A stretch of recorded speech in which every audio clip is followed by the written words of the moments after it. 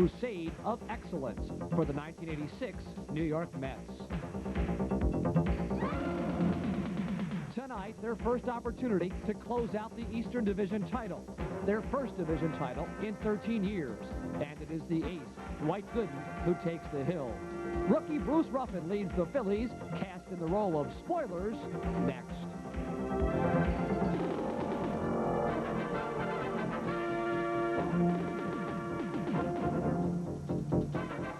Prism Sports presents the 1986 Philadelphia Phillies. Brought to you by Budweiser, the king of beers. For all you do, this Bud's for you. Tonight, live from Veterans Stadium, it's the Phillies and the New York Mets.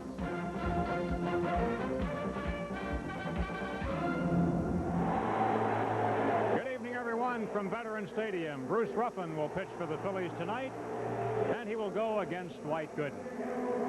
Hi, everyone. I'm Andy Musser along with Chris Wheeler, and there's definitely some excitement in the air here at Veterans Stadium this evening. We've known for a long time, of course, that the New York Mets were going to win the NL East this year. There's no stopping them now, but the Phillies wouldn't mind slowing them down a little bit, you think? Yeah, they'd like them to take that champagne right to St. Louis with them, and that's what it would take for a three-game sweep. But, yeah, there's quite an atmosphere here tonight. All this noise in the background is for the Mets lineup in it. It's going to be like a home game for him here tonight, and hopefully the Phillies fans that are here will have a good time, too, because it's going to be a heck of a game here, Andy. You have to really wonder how the Phillies are going to react to this. They didn't have a good series in Chicago. They come back to really what amounts to a hostile crowd. How do you think they'll come out tonight? Well, I think they want to beat New York. I think to a man, they don't want to see them dancing all over this field in a few hours. And I think they'll play well against them. The only thing is they're playing a great team who will send a tremendous pitcher out there tonight. But the Phillies have a tremendous pitcher, too.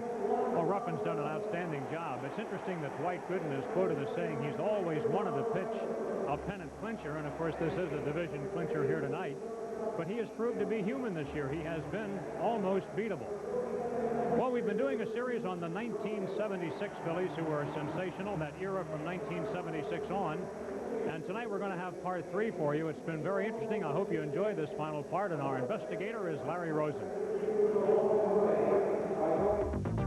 101 wins, a franchise high. The best road record in team history. A team record 5 players on the All-Star team. The Phillies at last own the National League East. But in the West, a juggernaut awaited. The Big Red Machine had won 102. Were the Phillies prepared to elevate that extra level in the postseason? We weren't in a mental shape to handle the Cincinnati Ball Club at that time, who were the scourge of everybody. And we went into it, and if you remember our series, we got beat 3 straight. But we led in every ball game until about the 4th, 5th inning, and I think it was the 250 writers around us. We weren't used to having that kind of popularity, so to speak, and I think we weren't ready to handle that type of a situation. I remember I hit the first pitch of that play off the left center off of Carlton for a double. We got the bases loaded in that first inning, and we didn't score, but we ended up winning the game anyway. The defending champion Reds were confident, making the spectacular look routine, while the upstarts couldn't quite get a handle on postseason success. A Johnny Bench home run was part of the Game 3 ninth-inning rally that completed the sweep. And as the Riverfront madness began, an isolated, introspective Danny Ozark thought of not the disappointment, but of a season filled with accomplishment. I don't think any of the players felt really bad about, they felt bad about losing to Cincinnati, but after the whole thing was over and we finally did lose, they went on to beat the Yankees 4 straight, and they were probably the greatest team in baseball in that, that era. So when it's all over with, you say, well, they had a better ball club than we have, but we would have certainly liked to have played them again, because I think the outcome would have been different. The Phillies of '76 had earned respect throughout the league and in the champions clubhouse. The future looks great for the Phillies, I mean, they developed some guys this year, like, Maddox had a great year for him. Johnstone, they found out he could hit if he played all the time, and Boone had a great year. I think the Phillies will be right back in there next year again. And they did come back again and again until they stood atop the baseball world in 1980. But the seeds of that championship, planted in the early 70s, had their first harvest in 1976. We were a great team. That was the beginning of a 3-year period where we won the division 3 straight times. The excitement at Veterans Stadium back then was at a premium. There never had been excitement about Phillies baseball prior to then. And it was a real growing time and a fun time for all of us in the Phillies organization and the town. And you know, when I think of Philadelphia, of course, that's what I think of, and that's, you know, there's just a love there.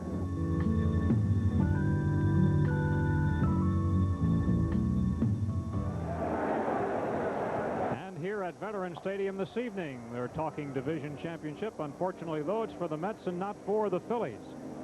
Well, at least we do have some excitement here tonight. I think this is going to be an outstanding game for those of you watching, because the Phillies would like to stave off the Mets, and they will go behind Bruce Ruffin, who has been simply outstanding in his one game against New York this year. He won. That was back on August 13th. He beat Bobby Ojeda by an 8-4 score. And here's the way the Phillies will go on defense for the game. Von Hayes at first base. Juan Samuel, the second baseman. At shortstop, Steve Jeltz. And Mike Schmidt at third. In left field, Gary Reedus. Milt Thompson in center. Glenn Wilson in right field. Ron Reynolds as the catcher. And on the mound, the rookie left-hander Bruce Ruffin.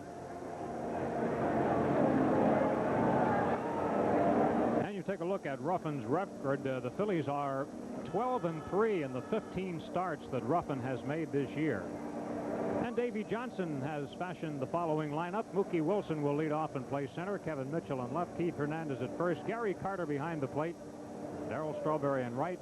Ray Knight at third. Tim Tuffle at second. Rafael Santana at short. And Dwight Gooden on the mound. Well, we're going to have a big crowd here at Veterans Stadium tonight. It could be in the 50,000 range here this evening, simply because so many New Yorkers have come to visit Philadelphia to possibly see the Mets clinch their Eastern Division title. And another big crowd is in the offing for tomorrow night, should the Mets not get it done here this evening. And the Mets also know that when they win this thing, that they're going to play a long time before they play another big game, too. The season ends on October 5th. I think the National League playoffs begin on the 7th of October. So if they should win tonight, they're going to wait until all that time before they'll play a game that means something again.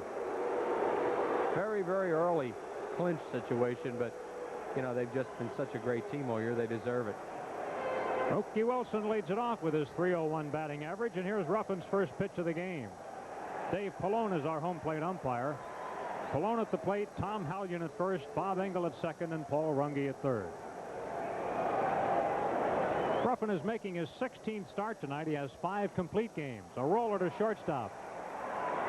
Jeltz plays it, and Mookie Wilson is out, number 1. Wilson grounds to short, 1 down. That's typical of Ruffin. When he's got everything together, we'll see a lot of ground balls. Yeah, and on that time, it looked like he threw a slider, too, and normally he'll get most of his ground balls on that sinker ball away. That time he threw a slider and jammed Mookie Wilson with it.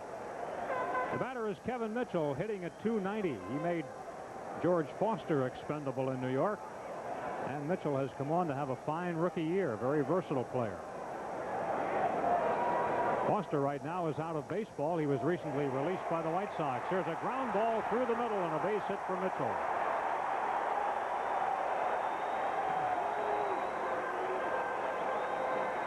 So Mitchell gets a base hit through the middle. Another ground ball, but this one didn't go at somebody.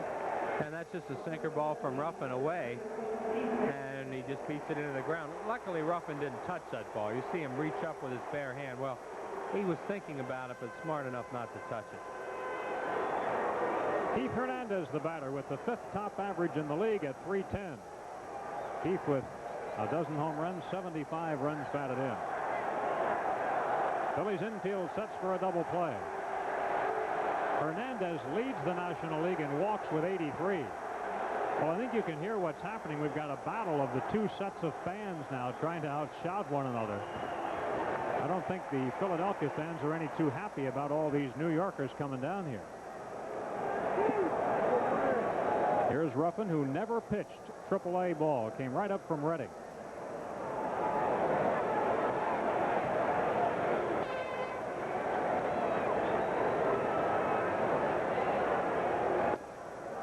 pitch is outside. Incidentally, the Phillies were very happy to announce that they have signed a 5-year extension with the Reading Phillies in the Eastern League. The Phillies moved to the AA club to Reading back in 1967.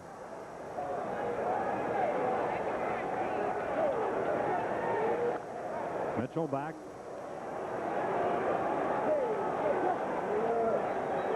Ironically, the Phillies are catching Ron Reynolds tonight, a guy who spent last year in a Mets uniform.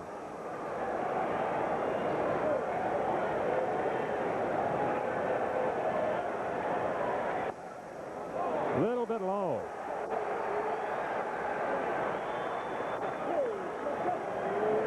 Hernandez has been one of those guys throughout his career. It doesn't matter who's pitching out there. You know, when you're able to bat 3 your whole career, that means you don't worry too much about left-handers. They didn't print the stats tonight, but there have been times in his career that he actually hit left-handers better than he did right-handers. Ruffin gets it over. 2 balls and 2 strikes. Hernandez a little upset on that pitch. Earlier in the count, Pallone called that same pitch a ball, and then he just called it a strike, which confuses a hitter early.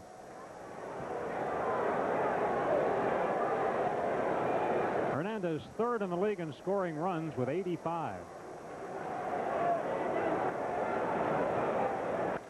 Breaking ball grounded to the mound. Ruffin goes back the middle, gets 1, and that's all they'll get.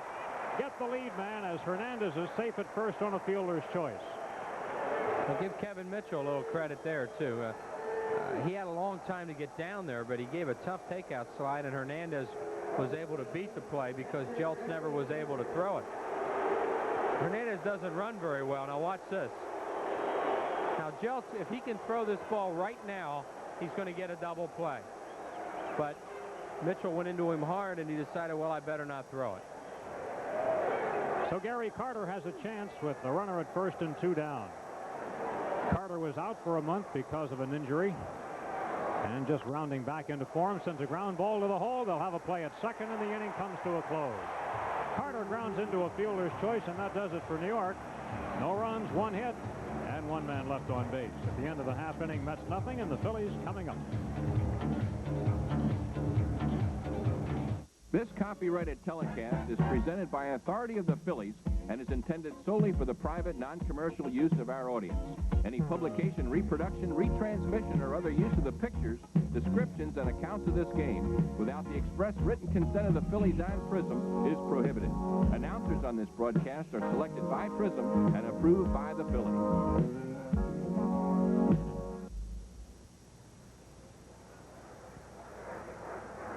Come on, Sammy, steal 1. Take your lead, take your lead. You got him worried now. Yeah. Oh, you're in, baby, you're in. Oh, yeah. Free sports socks to all children 14 and under September 14th. Watch the drama of baseball. It only happens when you're here. And back at Veterans Stadium, New York Mets retired in the first inning with just 1 little hopping single to center, and here's the way they'll go on defense. Keith Hernandez at first base. Tim Tuffle is the second baseman. At shortstop, Rafael Santana. And at third base, comeback player of the year, Ray Knight. In left field, Kevin Mitchell. Mookie Wilson in center. Out in right field, Darryl Strawberry. Gary Carter will be the catcher. There he is donning his protection in the dugout. And on the mound, the great right-hander, Dwight Gooden. Looks like he's not going to be a 20-game winner this year. He only has 5 starts left, so the best he could do is wind up with 19 unless something fluky happens, like working in relief, which he has not done this year. He has not had a great season, but of course he's had a good one. Look at that earned run average, 2.94. Bobby Ojeda is the Mets' top winner with 16, and Sid Fernandez has 15. Here's the Phillies lineup, and no surprises in the lineup tonight, as the Phillies will go with the standard array, trying to stave off the New York Mets here tonight. Season series between the Phillies and the Mets. They played 12 times. The Phillies have won 5 and the Mets 7. But the Phillies have taken 2 out of 3 both times the Mets have come to Philadelphia. The Phillies have not been able to win in New York. Gary Carter must be having trouble with that equipment in the dugout. There he is. Look at him. He must be having all kinds of problems with his shin guards. Or maybe he's working on his mask right now. Or maybe, oh, he needs a new chest protector. That's what it is. See, they're bringing him another one just in case. So the last thing Carter wants to have happen right now is the delay of the game, because he knows Gooden wants to get going, and so does he. Phillies trying to break a 3-game losing streak tonight, suffered at the hands of the Chicago Cubs in Wrigley. They had a chance to win all 3 of those games, but couldn't pull it off.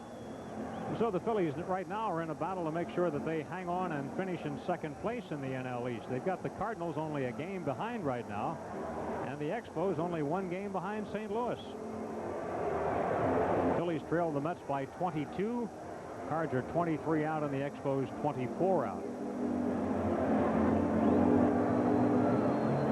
Well, Dwight Gooden has faced the Phillies twice this year, has beaten them both times. Both times he went the distance. April 19th, defeating Shane Rawley 3-2, giving up 6 hits and 2 runs. August 11th, he beat Don Carmen 8-4. He gave up 9 hits in that game and 4 runs, but on both occasions he struck out 10.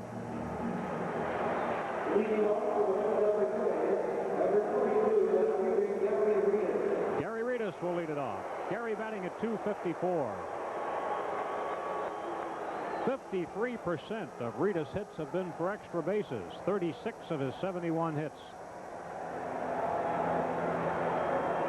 And the Mets are playing him virtually straight away, and they respect his power.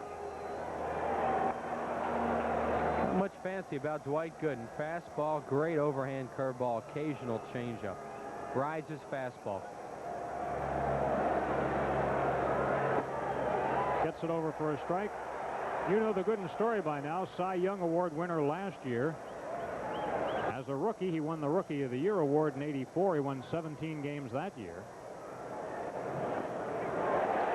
Strike 2 called. 1-2 the count to Reedus.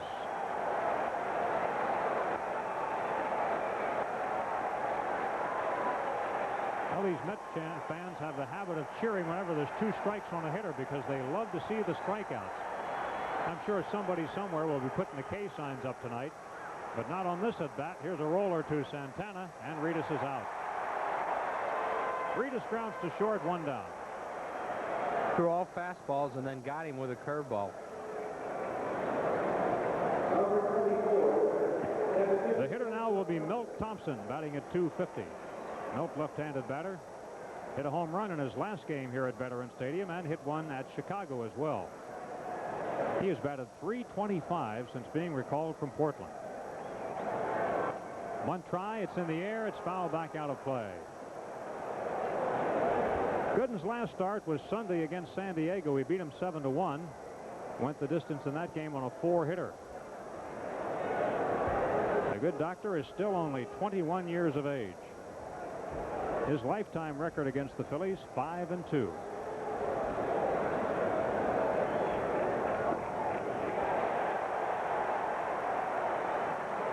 Well, he got his curveball over for a called strike. It's 0-2.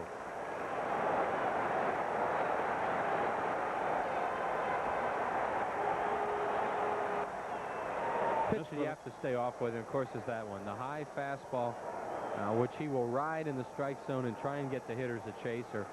And if you don't swing and miss that, he's going to pop it up anyway. Gooden is not getting the strikeouts that he once did. In his rookie season, he set a major league record by striking out 11.39 per 9 innings. Nobody had ever done that.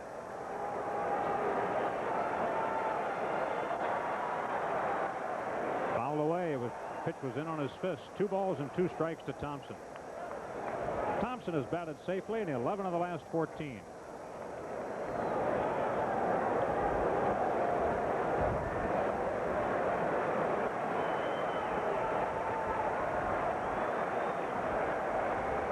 Phillies and the Mets with a magic number for New York of 2.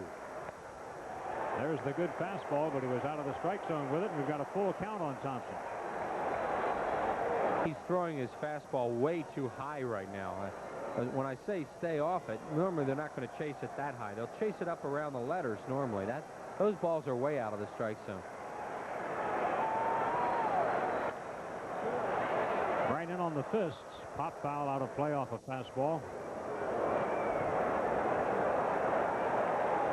The Phillies and the Chicago Cubs are tied for the NL lead in home runs. Each team has hit 137. The Mets are third with 129.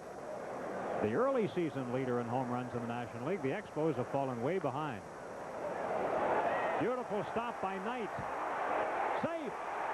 Thompson with an infield hit.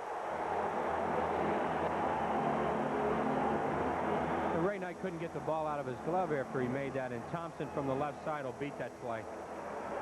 The fielder has to react immediately or Milt will beat those. He can really run. That's a great play by Knight. But watch, he can't get it out right away. He reached for it twice, and that's what cost him.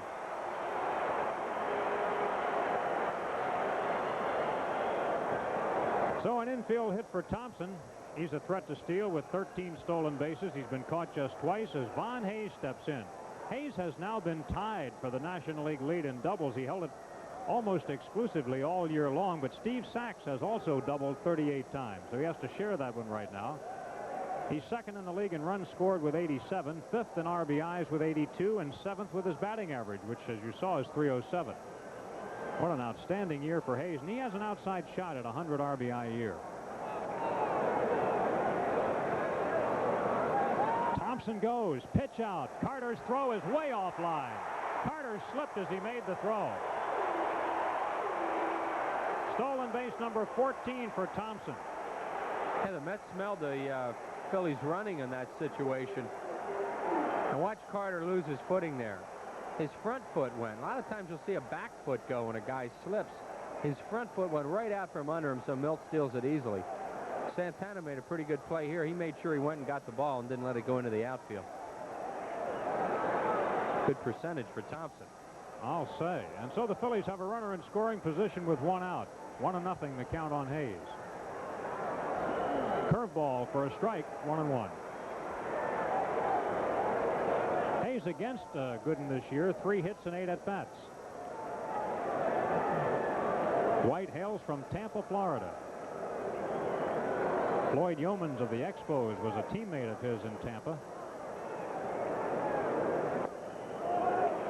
Pretty close, 2 balls and a strike. Rookie Wilson's playing very shallow in center field, slightly towards left center. He can really go back on the ball, and he's trying to give himself a chance to throw out the runner at second. See how shallow he is in center field? Strawberry playing just about right in right field. Check swing foul. That makes it 2-2 on Vaughn. Really like to see your center fielder play that way if he's capable of doing it.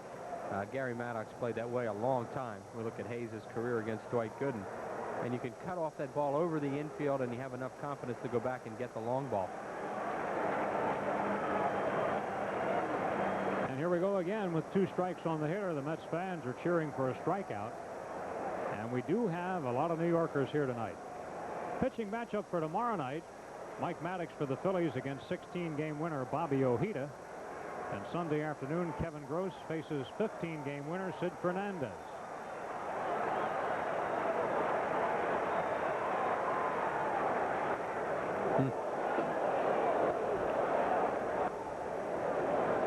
Boy, he can pitch, this guy. He just really came in on Hayes on his hands and said, here, hit this.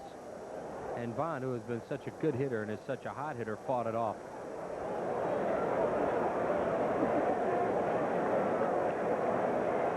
One-year-old Dwight Gooden getting his chance to pitch the Mets to a division title. What's wrong over here? I don't know whether somebody has a light on in the stands, but Dave Pallone keeps walking over.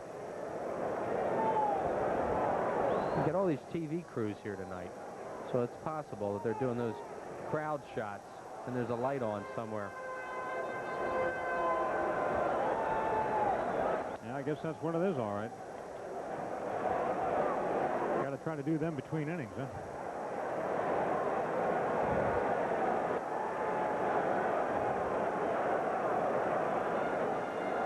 Two balls and 2 strikes on Hayes.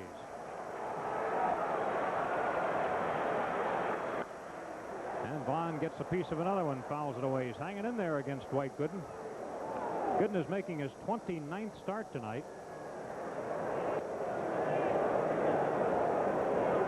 Gooden has 10 complete games. 2 shutouts.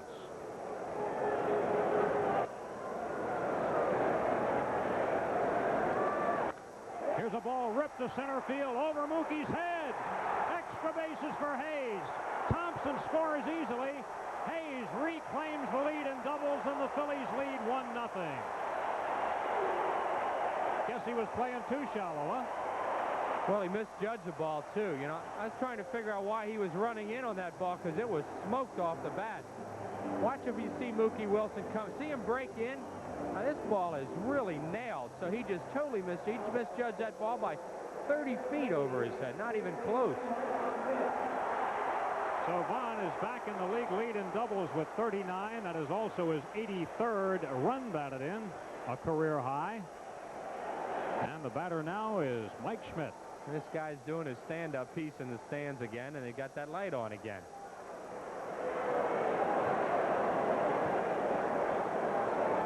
That's supposed to be done between innings. I wish we'd be able to get through to him.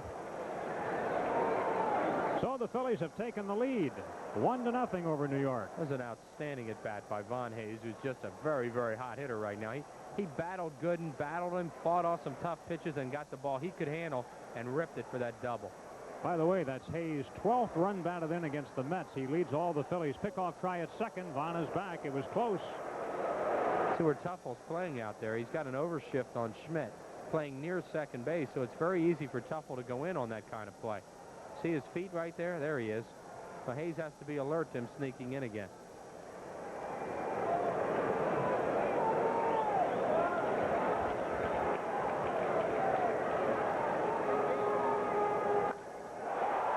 Very high into the air. It'll be caught by Mookie, though. There's the catch. Hayes fakes going to third. Earlier in the year, he might have actually tried it because Mookie had a bad shoulder from spring training on. So Schmidt is out number 2. Yeah, he didn't get his arms out on that one, Andy. Dwight Gooden made a good pitch in on him. Glenn Wilson, the batter, hitting at .260. Glenn with 14 homers, 72 runs batted in. 1-0 Phillies. Were in the first. And Willie's been coming on in that RBI column.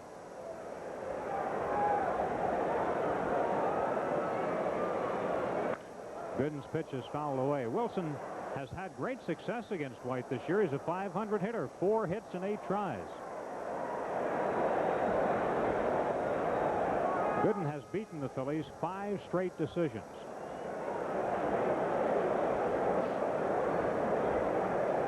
2 this year, 3 last year.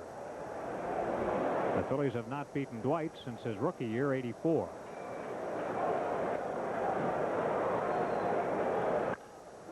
On Bullitt, but foul down the right side. 0-2 on Wilson.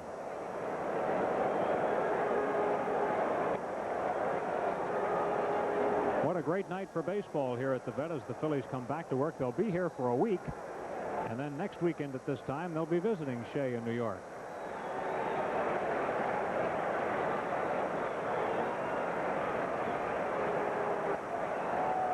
Two pitch. Pop foul. It'll be out of play. Still 0-2 on Wilson with Hayes at second base and 2 out. Vaughn running will have to go back. The Mets have won 11 of their last 15. They're coming off an 8-4 homestand, but they did have trouble at the end of that homestand with the Expos, who took 2 out of 3 from them.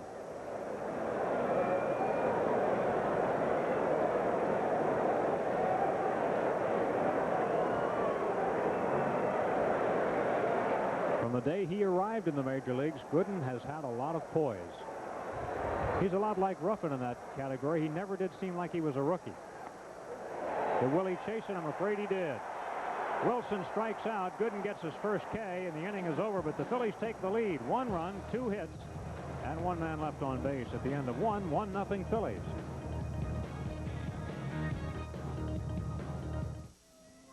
To America's best, as they look to Australia and the America's Cup Challenge.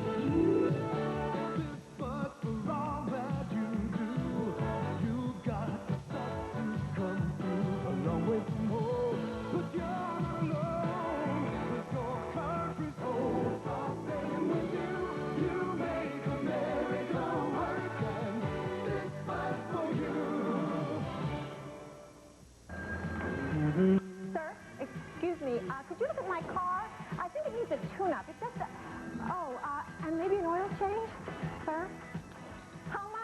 lady, I'm working here. Call me tomorrow. But I... Sorry. You'll never hear sorry at Sparks because our customers are as important as our tune-ups, and our prices stay as promised.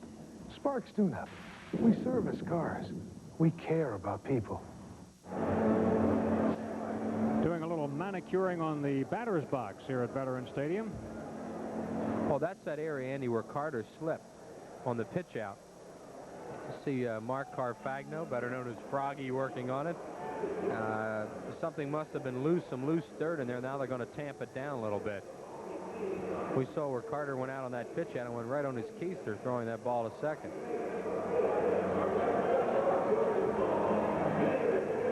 Baseline coaches for the Mets, Buddy Harrelson and Bill Robinson, both at one time wore a Phillies uniform.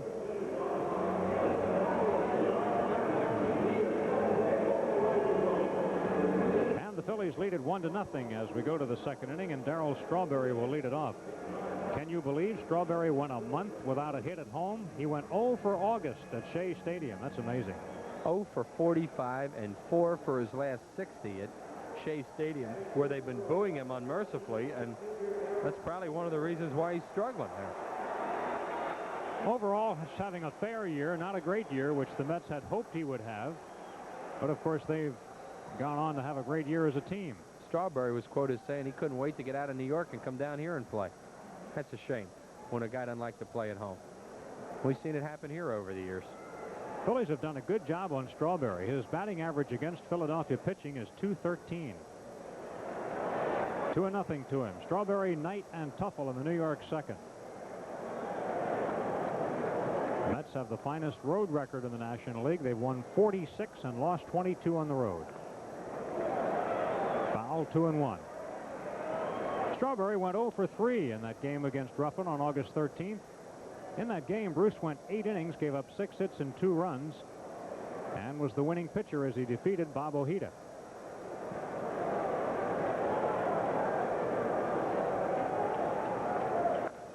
A bouncer foul, and it's a 2-2 count on Strawberry. Strawberry's 7th in the league in runs batted in. Can't beat those front row seats for getting a foul ball.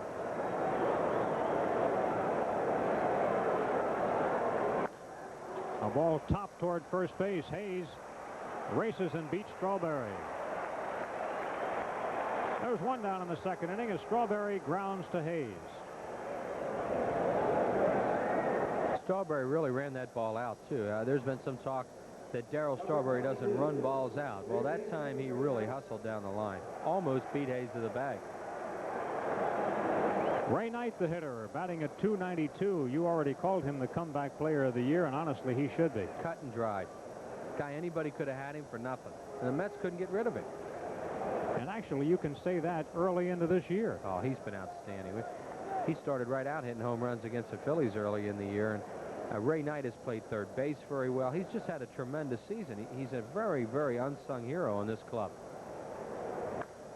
Here's a flare into right field, and it gets past Wilson. Over to back it up is Thompson. Knight's gone to second. Here's the throw. He's into second base. A double for Ray Knight.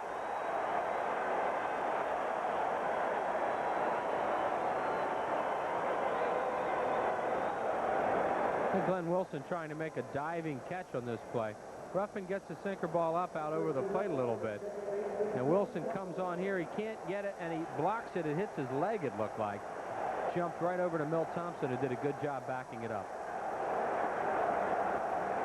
21 doubles for Ray Knight, as you can see, and Tim Tuffle is coming to the plate. Tuffle was batting up higher in the order the last time we saw New York, but they moved Mitchell up to number 2 tonight. Tuffle had been hitting up there. Tuffle hit a grand slam against the Phillies earlier this year, but he hasn't had many hits against Philadelphia pitching. His average is 171 against the Phillies. Well, this just shows you, you get all the fans caught and get mad all the time when teams platooned off. Look what the Mets are doing. They've got Backman and Dykstra out of this game tonight. They use everybody, and they use them well, and that's how you're a quality team, by using a lot of players. Davey Johnson hardly ever plays the same lineup day after day, and so what? That's one of those things that fans, I think, get in their mind. You're supposed to play the same people all the time, and if you don't, you're a weak team. In my opinion, just the opposite. You're a better team if you play a lot of different people and they can contribute.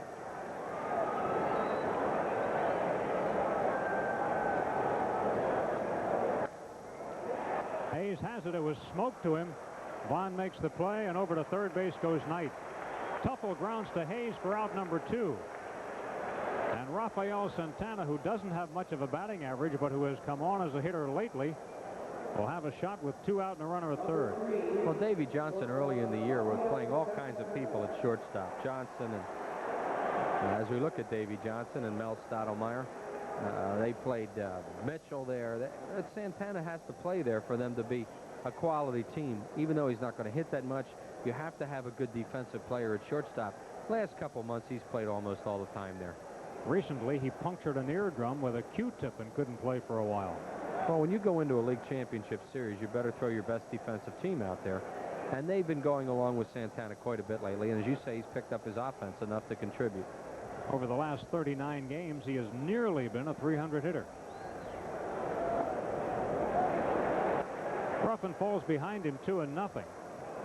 It's up a little bit in this inning, too, and has almost gotten hurt. Knight hit a ball up, and Tuffle hit that ball hard to Hayes.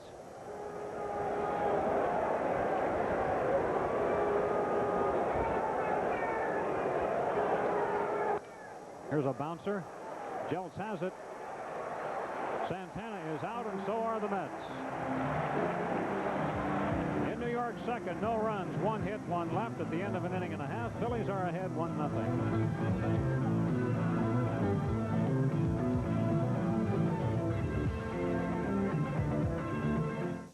Hi, I'm Shane Raleigh of the Phillies. Like you, I'm concerned about money, how to take advantage of the new tax laws, how to make my money grow, and how to keep it safe while growing.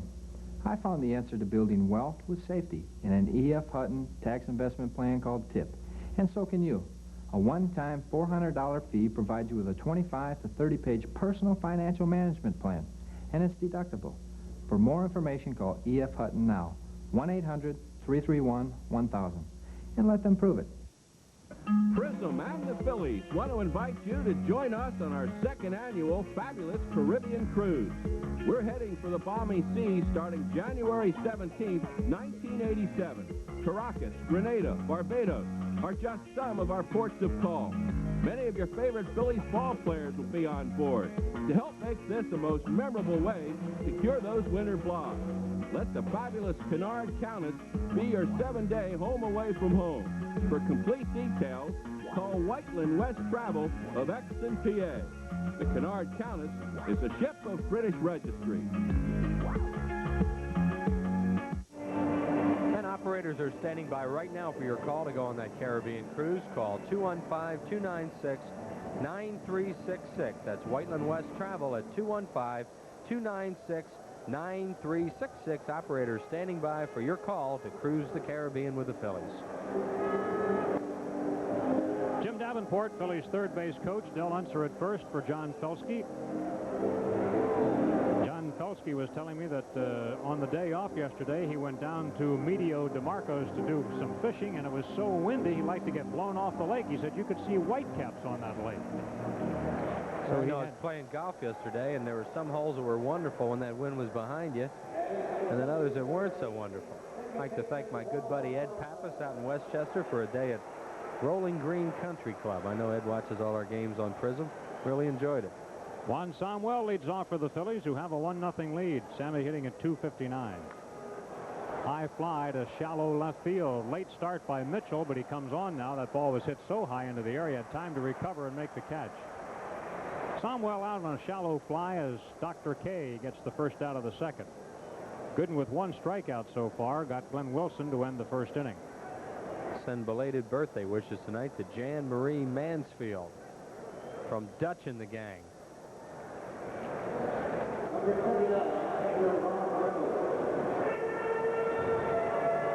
Here's the ex-New York catcher Ron Reynolds facing his old teammates tonight.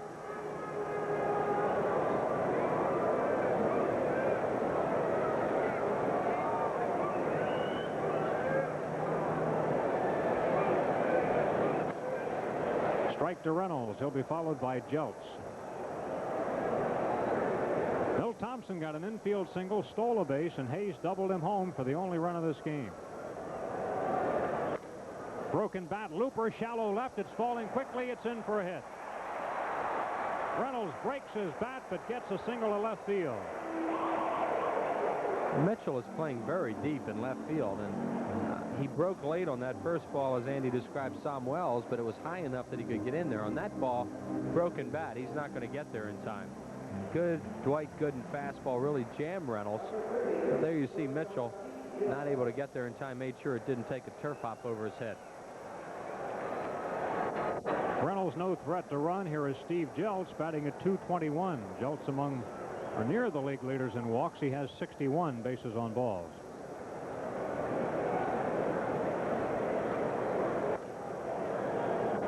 Jeltz takes high ball one. Pitcher Bruce Ruffin waiting on deck.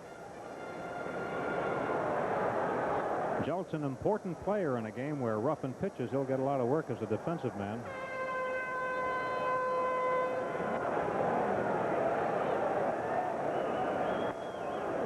A strike. This crowd is here for a party, by the way. They were here early tonight. They brought their noisemakers, their horns and whatnot, and they're here to celebrate the Mets' victory if they can pull it off tonight. The Phillies would like to delay their party. Keep them here for the weekend. Liner down the left field line, but foul. Tourism Bureau in the city would love that. Pump a little revenue into the city's coffers. Keep all these New York people around here through Sunday.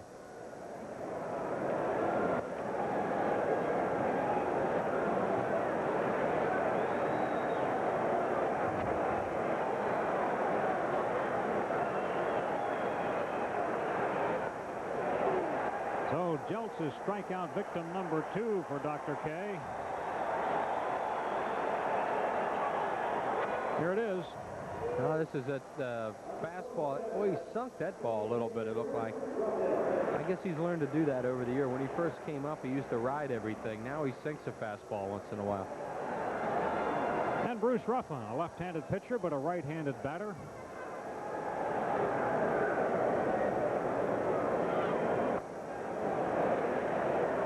Got to be an experience for a kid like Ruffin to face a kid like Gooden. One thing about Bruce Ruffin, this is a electric type of night here, and I'll guarantee you he's not fazed by it. He's amazingly mature.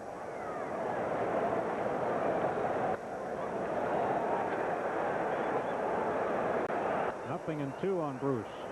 Phillies ahead 1-0.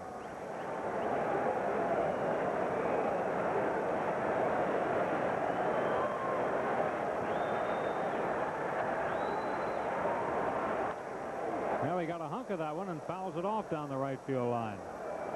Hit it pretty far. Still 0-2 on Ruffin.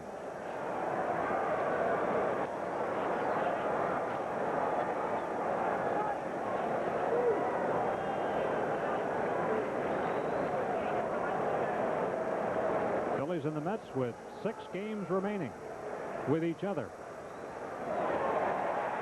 Strikeout, his 3rd strikeout of the game, gets him on a breaking ball. So for the Phillies in the second, no runs, 1 hit, and 1 man left on base. So we finished 2 innings, and the Phillies are on top 1-0.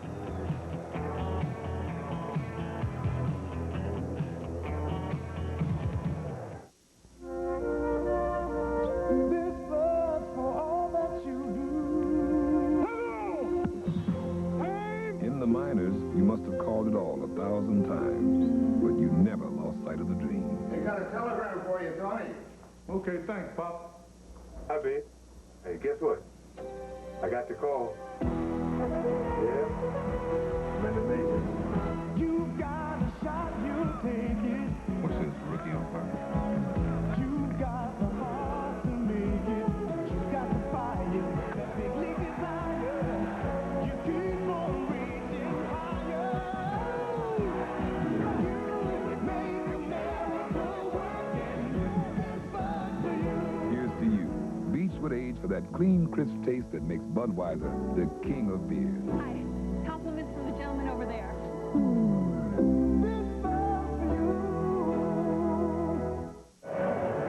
And back at Veterans Stadium, Chris Wheeler along with Andy Musser. Prism Baseball 1-3-0 for the Phillies, 0-2-0 for the New York Mets. And the Mets win tonight. It's clinch night. Yes, we are live from Veterans Stadium, and a happy birthday tonight to George Brody. 84 years of age, and that comes from Anita Brody Lipstein from Lawrenceville, New Jersey. Happy birthday, George. Many, many, many New York Mets fans in attendance tonight. There's a couple of them, hoping to see their heroes bring home their first championship since 1973, which they will do eventually, and the Phillies trying to prevent it. Here's Gooden. Dwight not having a real good year with the bat. Has just one extra base hit, one triple. Strike called. Ruffin has not walked a batter. He's not struck out a batter.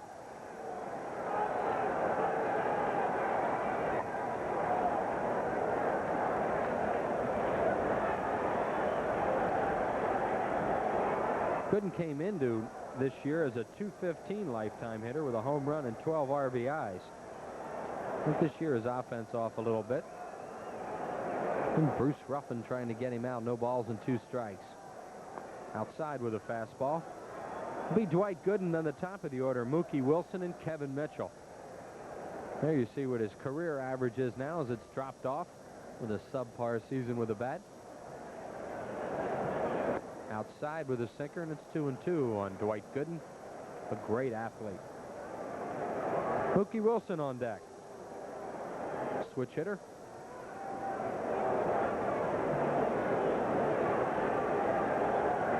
Gooden fouls it off.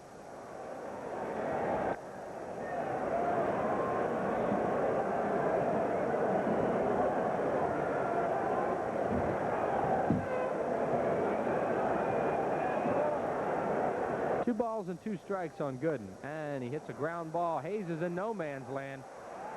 I don't know. Oh my goodness gracious, that looked like he beat that play. Von Hayes got caught way, way out in no man's land and then had to come back, and Somwell had to delay his throw. See, Sammy can't throw it right away. Hayes is retreating, just gets there, can't tell there, but it sure looked like he beat him originally. Bill Robinson didn't think so. Let's try. See, look at Hayes. I mean, he's retreating to the very second the ball gets there. He's safe. And Bill Robinson has an argument there.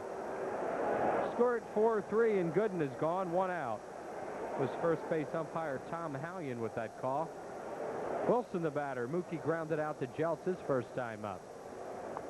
Swing and a miss, and a late swing at a sinker.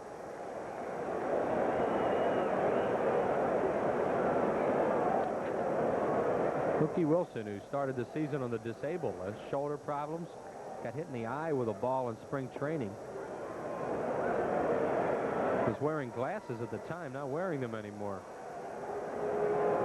Batting .302 left-handed, .299 from the right side.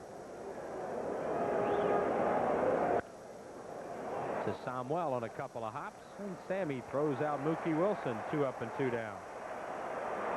Well, Bruce Ruffin doing what he does best, and that's throw the ground ball.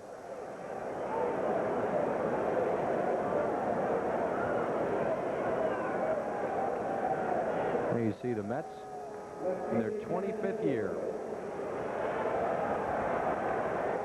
Interesting that they came into the league the same year as the Houston Astros, and they'll probably oppose them in the League Championship Series this year. Here's Mitchell, the batter, grounded a single up the middle.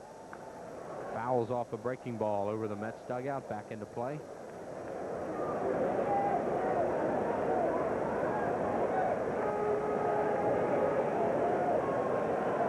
Bruce Ruffin, 2 out, nobody on base, 1-0 Phillies, 3rd inning.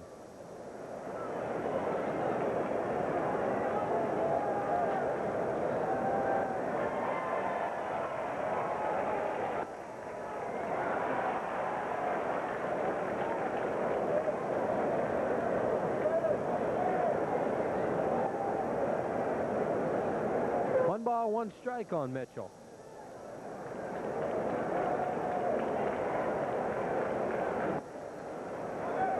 High 2-1 on deck. Keith Hernandez. Philly fanatic cavorting through the stands right behind home plate as we look at Hernandez.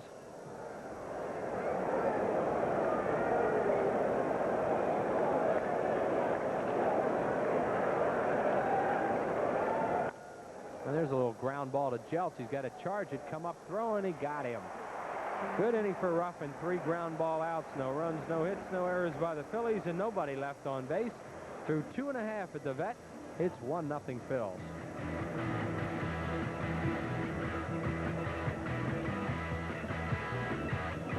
When people tell you that your jobs are being taken away by foreign imports, perhaps if it's the automobile industry, it kind of passes over us. But when it hits you in your pocketbook, that's when it starts to hurt. And if we don't have someone like Arlen Specter, we've got a very big problem. Senator Specter is working hard at trying to save the jobs of the local people here in Lehigh Valley and in Pennsylvania. Sending Arlen Specter back to Washington could very well mean the difference between us working and not working. Give me a light. Bud Light. Oh, the chili. If you just ask for a light beer, you never know what you'll get. Give me a light. Bud Light.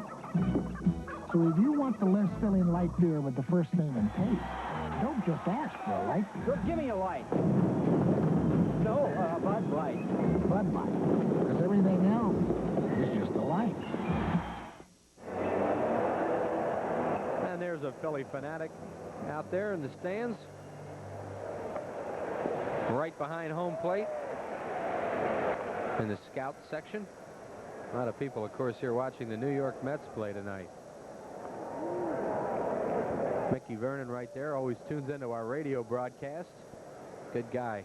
Makes his home down in Delaware County still. His wife's a big Prism watcher. I'm sure she's watching tonight. And there are the standings, and to say the Mets are in good shape is an understatement. They need one more game from the Phillies and it's over. What a year they've had. Houston Astros showing signs now of pulling away in that American League West and could oppose the Mets in the League Championship Series. It would be a good one. Boston has been hot. They won 11 in a row. Dropped 1 and now are 9 ahead of Toronto. They look like they're in good shape. And the California Angels also appear to be in good shape. Very unusual season in baseball that we're here on September 12th and do not appear to have any races left.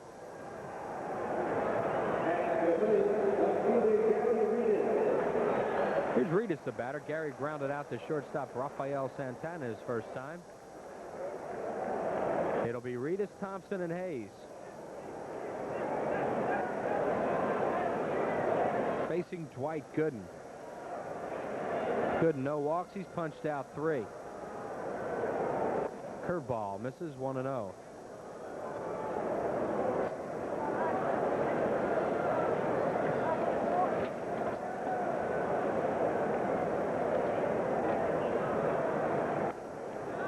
And Gooden misses away with a fastball. 2 balls and no strikes on Gary Reedus.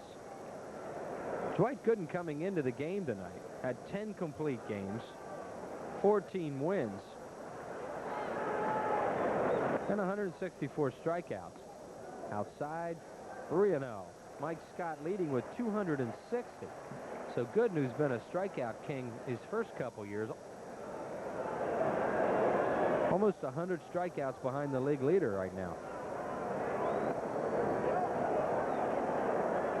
And he gets it over to Reedus. 3 balls and 1 strike on Gary.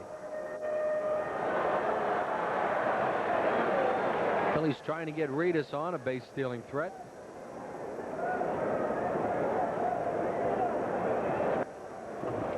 And Gooden battles back. The count full at 3-2.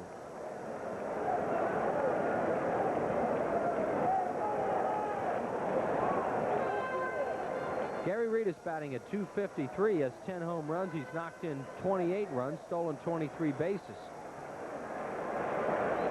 Out quite a bit early in the season with the elbow surgery. Oh, boy, Dave Pallone started up with the arm and then put it back down, and Gooden wanted that. You see his expression. He thought that pitch was there. So that'll be a walk.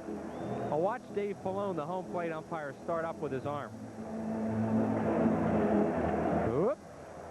And now he's going to stay down with it. And you see Gooden's reaction. He thought he had a strikeout. But Gary Reedus, the runner on at first base. Reedus has stolen 23 bases in 30 attempts.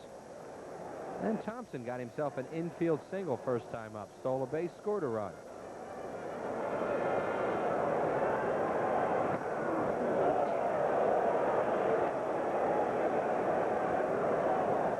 Wilson with the count 1-0, taking a look at Davenport.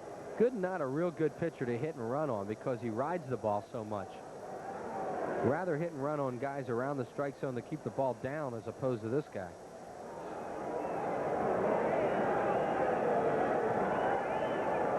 Gooden a long look and a quick move. Gooden's really improved his move to first. When he first came up, teams could really run on him. No more.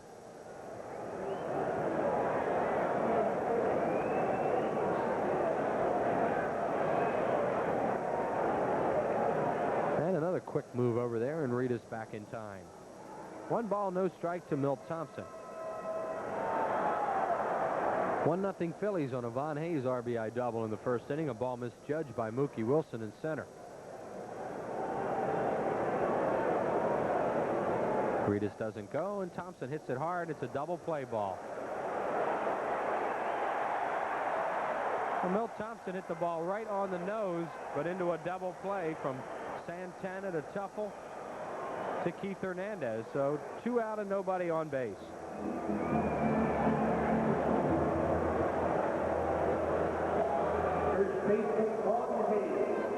And Hayes will be the batter. Vaughn smoked that double to left center his first time up. His 39th double of the year, putting back in the league lead by 1 over Steve Sachs of the Dodgers. RBI for him, number 83, is career high. That ball's hit hard to center. Wilson can't get it, and it kicks away from him. Hayes will get at least a third. Let's see what happens. Oh, he bobbles it out in center field, and Hayes will be held at third. That'll be a single and an error on Mookie Wilson.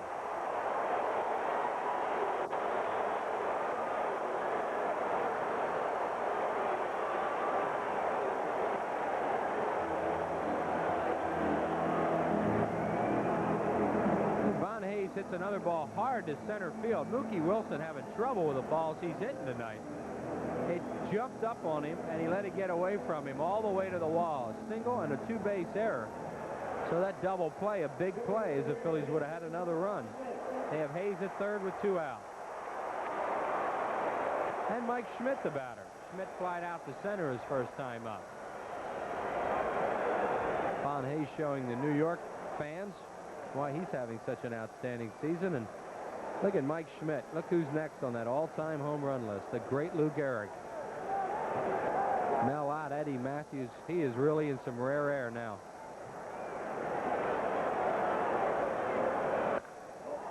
Right at Ray Knight, a bullet, knocks it down, gets up, throws, safe at first. Phillies lead it 2-0.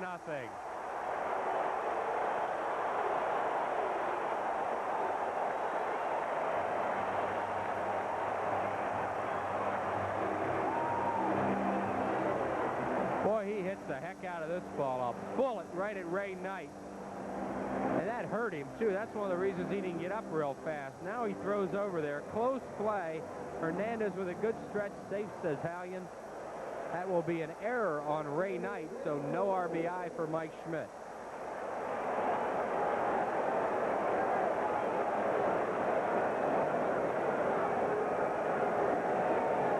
And Glenn Wilson, the batter, as the Phillies have picked up a run here and lead it 2-0. Second error of the inning for the New York Mets. Breaking ball misses high. Boy, this is fun here tonight. Great atmosphere at the Vet.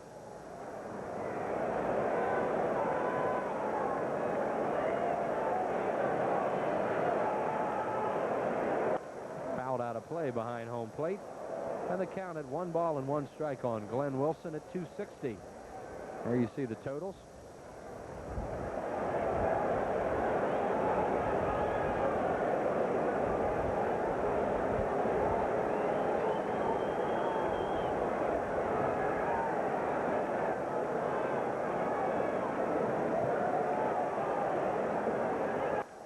The chopper, Knight is going to have to charge, and he boots it. That'll be probably another error.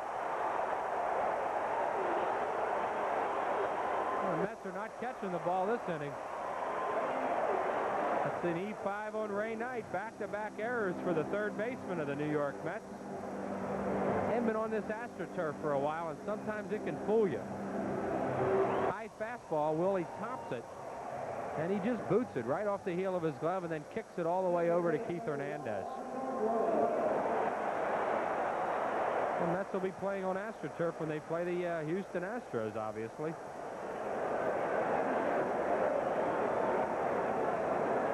And here's Sammy.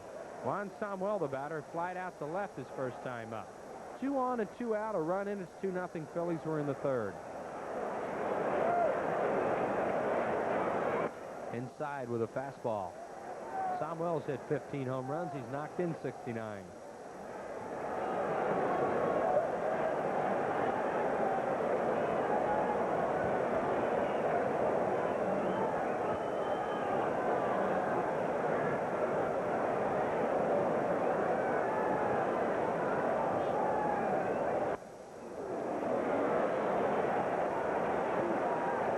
One on Juan Samuel.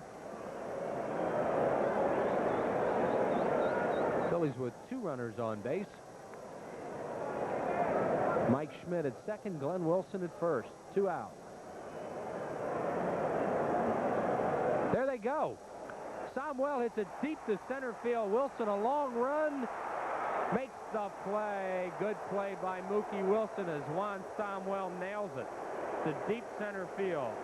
For the Phillies, they pick up 1 run. It'll be unearned. It was 1 hit. There were 3 New York Met errors. 2 men left on base. We're through 3 innings at the Vet, and the Phils lead it 2-0. Now we'll head over to Prism Sports, where Larry Rosen has a little talk with a new Philly, Marvin Freeman. All right, thank you, Chris. Tonight, the Phillies named Marvin Freeman their minor league pitcher of the year. The newest Philly won himself 16 games at Reading, helped the AA club to a regular season title. He says he turned his season around with an inspirational boot from a couple of buddies. In the beginning, I started off slow, and then I started seeing some of my friends progress very quickly, Ruffin and Mike Jackson, and that kind of inspired me, and I kind of woke up in mid-season, and I got hot, and luckily the team got hot too, and they scored some runs for me, and I kept us in a few ball games, and I got a few wins, and that's why I think I turned it around, probably after Jackson and Ruffin were called up. No. Everything's been like a dream this year, and my wife's having this baby, and that'll just top everything off. So I'm looking forward to trying to make a good impression here, and hopefully I can win a few ball games and just let things take care of themselves. Now, Marvin is 6'7" tall. He was taking some batting cage heat for his lack of hitting power. By the way, his wife is due with their first baby in any moment back in Chicago, so best of luck to the growing Freeman family. 4th inning baseball now with Chris and Andy. Phillies have doubled their lead. They're ahead 2-0 as we go to the 4th inning, and Starvin Marvin Freeman has joined the Phillies from Reading, and there's a possibility he'll be pitching here on Tuesday night. Yeah. Be nice to see Marvin Freeman pitch. He made great progress, as he just talked to Larry Rosen about this year at Reading. To get some idea on him, whether he might be ready to pitch here next year or need some time at AAA, but he's a definite big league prospect. Keith Hernandez hit one back to the mound in his first at-bat into a fielder's choice. 2-0 Phillies as we move to the 4th. Hernandez, Carter, and Strawberry to face Bruce Ruffin. And Ruffin has been getting his quota of ground balls tonight. 56% of his outs are ground outs.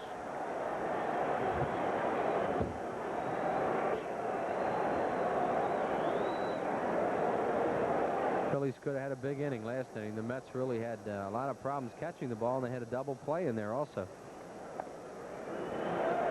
Yeah, Phillies had 5 outs in the inning, huh?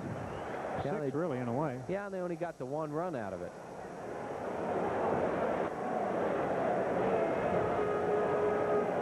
But Juan Samuel really nailed that ball to dead right center, and Mookie Wilson made a fine running catch.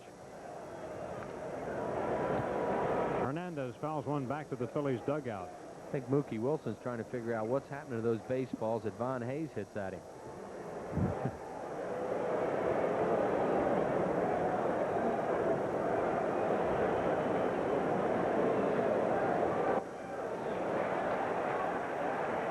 Three balls and a strike on Hernandez. He is the league leader in walks. Hernandez has walked 83 times.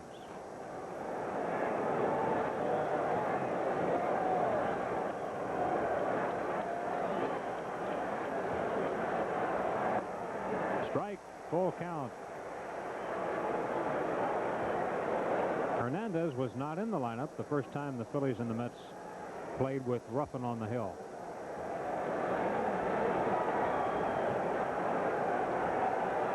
Hernandez has the second top on-base percentage in the league, .410. There's a bouncer. Somwell's got it, and he gets him. Hernandez grounds out on a ball hit behind the bag. Well, Somwell was playing him up the middle and was there. And one thing about Ruffin is he takes a sting out of the bat on ground balls, too. This is just a little top ground ball up the middle, and it's not going very fast. And Sammy was over that way, and Hernandez, not a fast runner, he was able to throw him out. That's one of the advantages that you have when you're a Bruce Ruffin. That not only can you throw ground balls, but you throw ground balls that they don't hit that hard.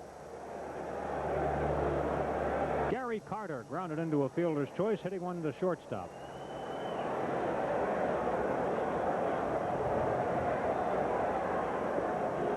You look at Carter's numbers and you wonder, really, could he be MVP? I mean, he's hitting .242 at this point. Sure he could. 21 homers, 94 RBIs. Not saying he should be, but you bet he could. You know, you still got 3 weeks to go, too. A lot can happen. The Mets have had a lot of MVPs this year. Deep to center, Thompson racing back. Makes the play halfway back on the warning track. Carter flies deep to Thompson for the second out. Ruffin got that ball up a little bit, but, you know, if you can keep it out away from those right-handed batters like Carter, maybe the park can hold you. And that's what happened on that play. Now Darryl Strawberry. He grounded out to Hayes.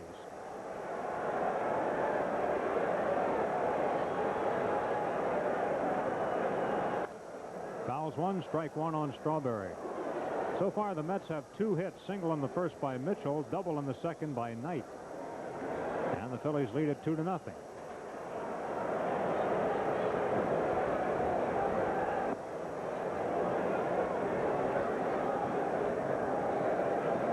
Ruffin not throwing his breaking ball the way he wants to tonight, and he has to have an occasional good slider mixed in there to make that sinker even more effective. He's missing with it.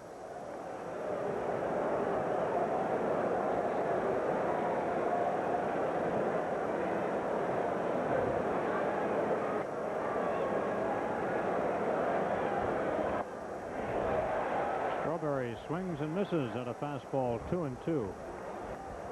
Strawberry hurt that thumb again this year that he injured against the Phillies last year and was out for a time. Basically, though, the Mets have had a fairly injury-free season. Full count now to Strawberry. Yeah, Carter went out for a while. What, they win 9 in a row or something? Yeah, they sure didn't seem to miss him too much. Ed Hearn filled in behind the plate and did a nice job. 3-2 pitch. Foul ball. It's probably one of those blessing in disguise type things. It wasn't a serious injury for Carter, but it was enough to put him on the disabled list for a couple of weeks.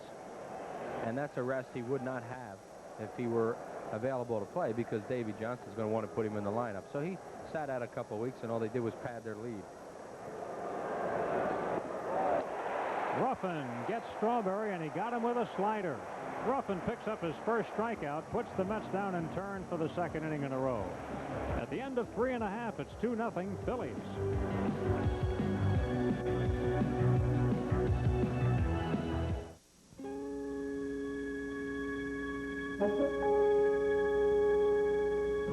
If I thought that no one cared about the things I do in life, well, I still care about working hard and making it turn out right. Made in America, that means a lot to me. Oh, I believe in America and American quality. Here's to you, America, my best I give to you. At Anheuser-Busch, it's the same personal commitment to quality that has kept our family of beers the finest in the world for over 100 years. Here's to you, America, my best I give to you. Somebody still cares about quality. Hi, I'm Shane Raleigh of the Phillies. Like you, I'm concerned about money, how to take advantage of the new tax laws, how to make my money grow, and how to keep it safe while growing. I found the answer to building wealth with safety in an E.F. Hutton tax investment plan called TIP. And so can you. A one-time $400 fee provides you with a 25 to 30-page personal financial management plan, and it's deductible. For more information, call E.F. Hutton now, 1-800-331-1000, and let them prove it.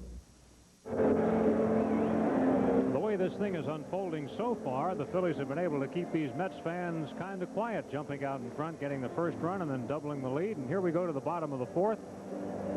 The bottom third of the batting order for the Phillies, Reynolds, Jeltz, and Ruffin to face Dr. K. Reynolds got himself a broken bat single in the left field off a Gooden fastball his first time up. One of 4 Phillies hits. Last inning, the Mets defense unraveled, and the Phillies picked up an unearned run as the Mets committed 3 errors. Reynolds hitting at .219. Certainly knows everything there is to know about Gooden. He caught him last year. Gooden tonight in search of his 15th victory.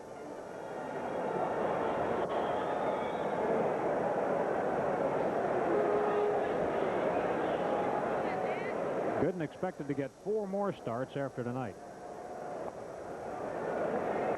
Well, intentionally or not, he's not the strikeout pitcher that he was when he first came up. He doesn't throw that rider as well as he does, I don't think. You know, hitters don't chase it as much up in the strike zone. But, you know, he's learned to move the ball around. And he still can throw the ball with anybody as far as velocity. There are some schools that thought that he's doing it on purpose, that he's not striking out as many batters, or that the league's caught up with him a little bit. But the bottom line is the guy's going to win a lot of games in this league every year he's out there because he's outstanding. Doesn't matter what he does. And he might be conserving himself as he misses with a curveball a little bit more this way. It could be that he'll add years to his career this way. Well, that's what some people think about him. I mean, if he'd have pitched every year the way he did last year, he could have burned out. Well, that's what's so unbelievable about Nolan Ryan. And you see the way he's thrown for all these years and all those pitches. Curveball got him looking. Boy, when you can get that pitch over, you're going to give a lot of people a lot of problems. Oh, yeah, this is just a great breaking ball from Dwight Gooden. This guy can really pitch. Look where he starts that thing. See, Reynolds' reaction is to freeze. And when you freeze like that as a hitter, all you can do is hope it's a ball. Strikeout number 4 for Gooden. Here is Jeltz. He was one of the victims. Can't believe it, but nobody's hanging K signs here at the vet tonight. I thought usually when he come down here, somebody is. Well, maybe they couldn't buy a front row seat. The ones that have the K's. They've always been here before, though. Yeah.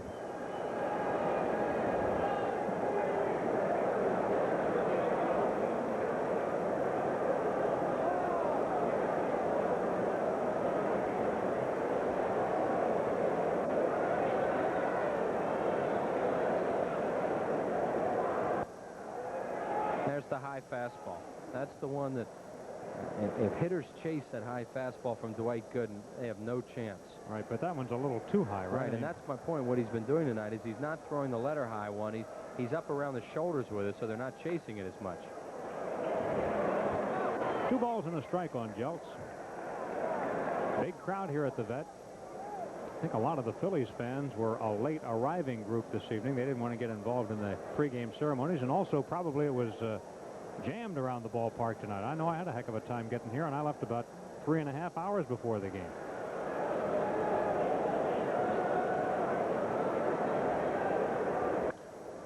Jeltz sends one to the gap in left center.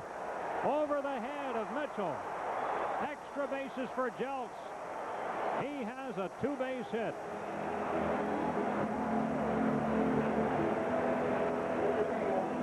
Well, that ball froze Mitchell, the left fielder. He didn't react immediately. He didn't think it was going that far.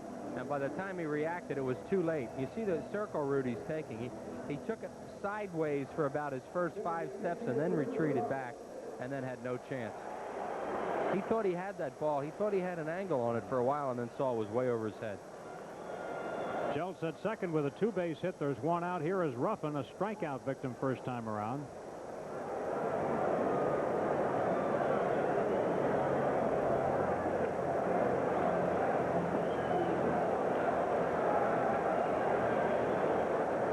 Griffin has 3 hits this year, including a double. He's knocked in 2 runs. He could really help himself if he can get a hold of one here. See Gooden throwing the ball down in the strike zone more than we've ever seen him before. Whether or not he's trying to do that, you know, we don't see him enough.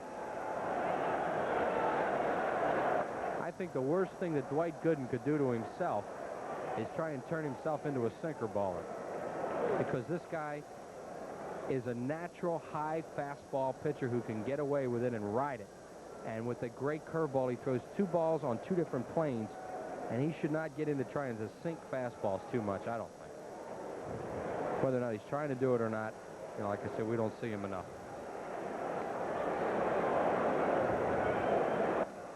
That's him right there. That's the high rider, yeah. So that's strikeout number 5 for Gooden. 2 outs in the inning, and Gary Reedus will get a shot here. Gary has grounded to short and walked.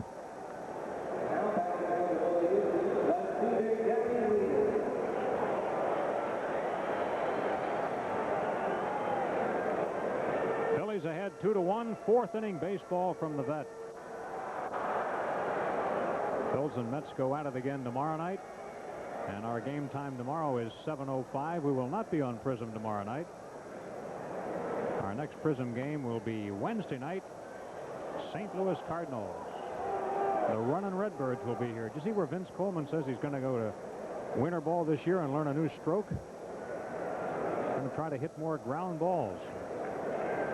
Well, there's Jeltz on at second. Well, with his legs, that's the way he's going to make a living. He doesn't hit. He's not hitting for much of an average this year, and it's amazing how many stolen bases he has. 93 of them.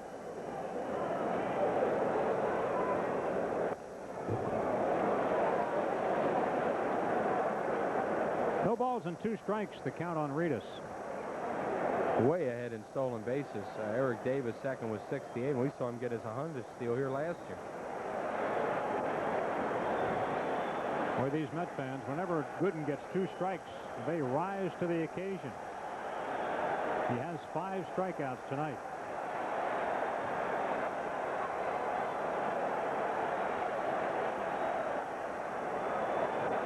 His approach to Gary Reedus is the Dwight Gooden that we're used to seeing. He's throwing those letter-high fastballs, and he's chasing them and fouling them off. You can't do much with them as a hitter. You're going to foul them off, or you're going to swing through them. Carter wants to talk it over with Gooden.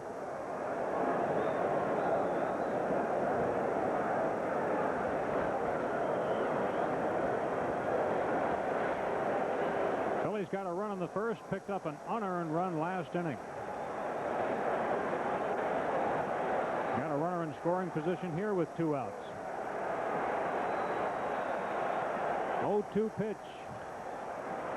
Down the right field line, long run. And out of play. Reedus pops a foul out of reach down the right field line. You saw 3 fielders there, Tuffle, Strawberry, and Hernandez. And there's the baseball. All right.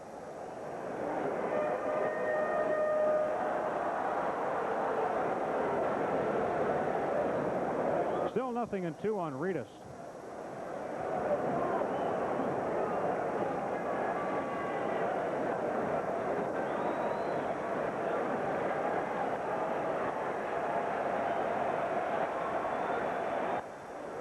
There's the good fastball, but he was in with it. 1-2. See the gun on that one. He really humped that pitch.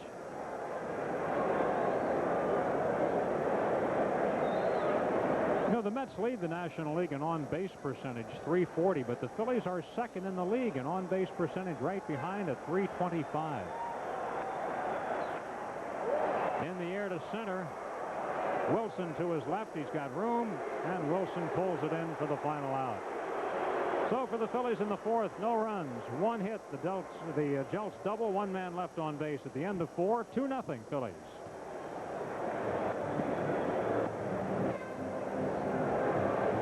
And on the Major League scoreboard tonight, you see the Pirates leading the Cubs 4-3.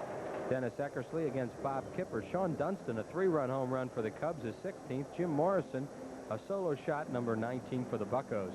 Montreal at St. Louis will be Floyd Yeomans against Bob Porsche. Houston at San Diego, Cincinnati, Los Angeles, Atlanta, San Francisco, all later on tonight. In the American League, the Yankees over Boston 2-0. Hurst against Nielsen. Bill Buckner with a homer. A 2-run shot, number 16 for Billy Buck. Baltimore and Detroit, 3-2. Detroit over Baltimore. That game after 3.5 innings at Detroit. Scott McGregor against Dan Petrie, no home runs. Cleveland 4, Oakland 1 after 3.5 at Cleveland. Kruger and Swindell pitching that game. Jose Canseco has hit number 31 for the Oakland A's, a solo shot in the first inning. Chicago 2, California nothing. That game after 2 innings at Chicago. Don Sutton against Floyd Bannister. Toronto, Milwaukee, Seattle, Kansas City, Texas, Minnesota just about to get underway. That's the Major League scoreboard up to date. Okay, Chris, and here at Veterans Stadium, we've completed 4 innings, and the Phillies are leading the Mets 2-0. They've out-hit New York 5-2. So at this moment, Bruce Ruffin has outpitched the good doctor, even though Gooden has 5 strikeouts and Ruffin has 1. Second base umpire Bob Engel went to the dugout. He's just resuming his position, and we'll begin here with Ray Knight. Cowboy Bob. Well, here's Knight. He has doubled, but he's also committed 2 errors.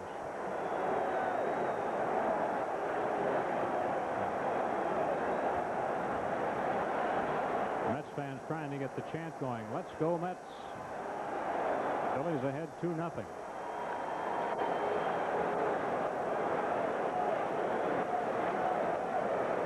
Bruce Ruffin seems like a veteran, doesn't it? He's been around half the year, called up in late June. It seems like he's been here this whole time. About 1.5 years as a professional. No AAA experience whatsoever. Never trained with the Phillies. Spring training.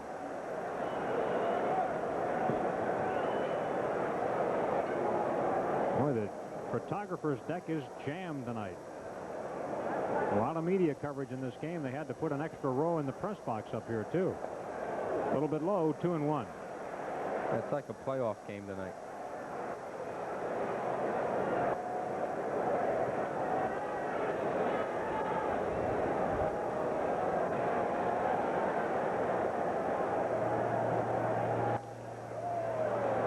You know, a mathematical quirk to the way things worked out this year is that the Mets cannot clinch a tie before they clinch the Eastern title because they happen to be playing the Phillies here. It could still happen if the Phillies would win all 3 games in this series. Then that could happen when they go to St. Louis. But right now, they either clinch the thing or they don't. I mean, at this moment, if the Phillies win every remaining game and the Mets lost every remaining game, the Phils win. Schmitty makes the play, and Knight is out. So another ground ball out for Bruce Ruffin. That's 1 out on the 5th. The Mets are in a situation that they couldn't have planned any better. And that's to be able to beat the team behind you, to win the thing and get it over with, and to win it close enough that you're not at home, but you can let a lot of your fans come down and watch it. And the Phillies want to delay it. Tim Tuffle will be the batter. He is 0 for 1, grounded out to first base.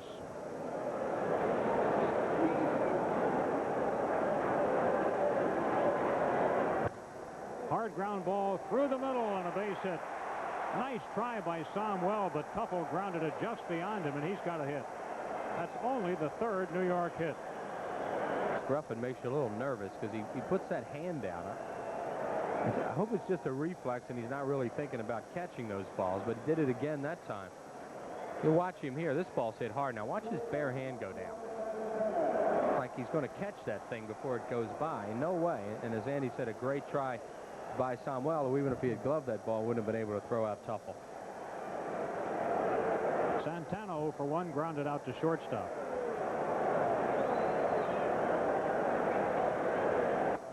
Since the major leagues went to division play in 1969, the earliest clinching in the National League was September 7th of '75 when the Reds won the NL West. The earliest clinching in the East was the Pirates' win in '72. They wrapped it up on September 21st.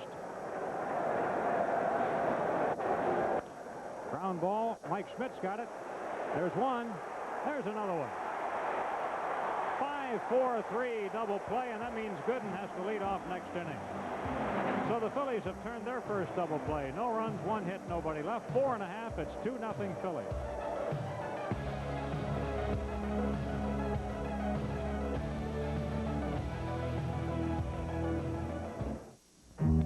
Just ask for a light beer. Give me a light. You never know what you'll get. Bud. No, actually, Bud Light.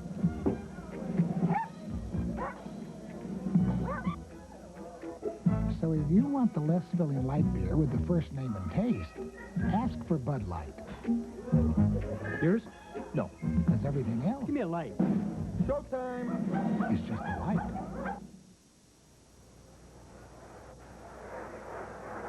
Come on, Sammy. Steal one.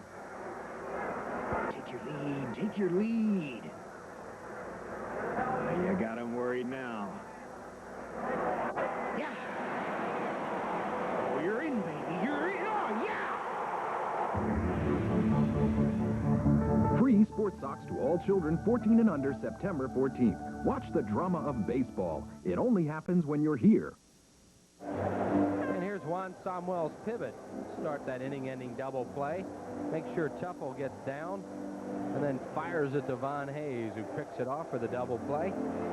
And Bruce Ruffin continues to throw ground balls. Here's the National League hitting leaders, and this is updated through tonight. Von Hayes, with his 2 for 2, has moved up in a tie for 5th with Keith Hernandez. What a year Von Hayes is having.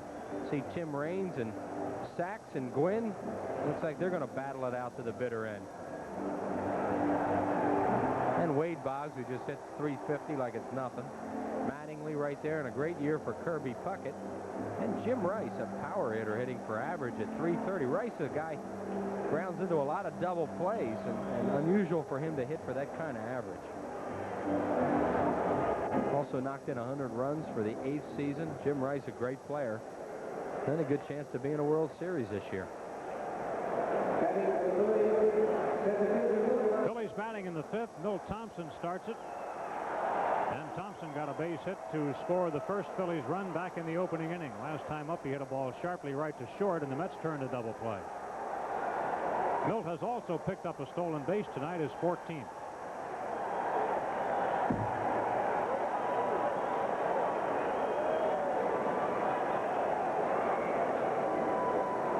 Mike Maddox for the Phils tomorrow. Bob Ojeda for New York right here at the vet at 7:05.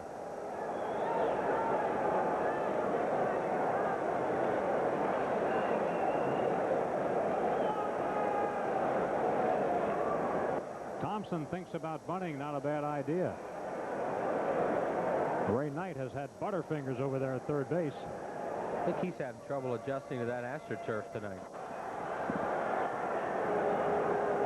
Here you see Ray Knight coming in, just in case there's a bunt.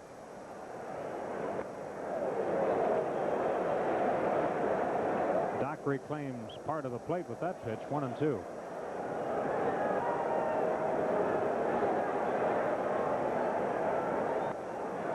Outside, 2-2.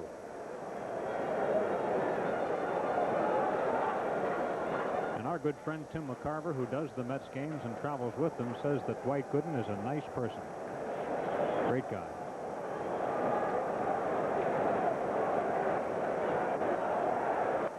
Foul back. And Timmy doesn't say that about everybody. No, only if he means it. The thing about Tim McCarver is you always know where you stand with him. 2-2 on Thompson leading off the 5th.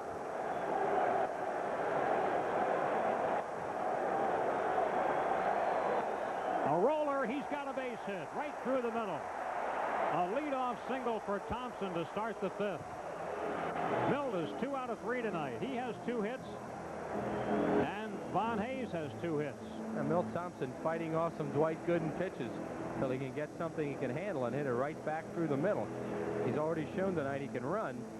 There you go. Fastball in on him. His bat was really quick that time. That's a pitch that Milt gets jammed on once in a while, but he really got that bat head out in a hurry and hit it hard through the middle. Now here's Hayes, 2 for 2 RBI double, single, and run scored. Keep in mind that the last time Thompson ran, the Mets called a pitch out, but Carter slipped making the throw, and Thompson was safe by a wide margin. Able to get back standing. Phillies are on top 2-0. We're in the 5th.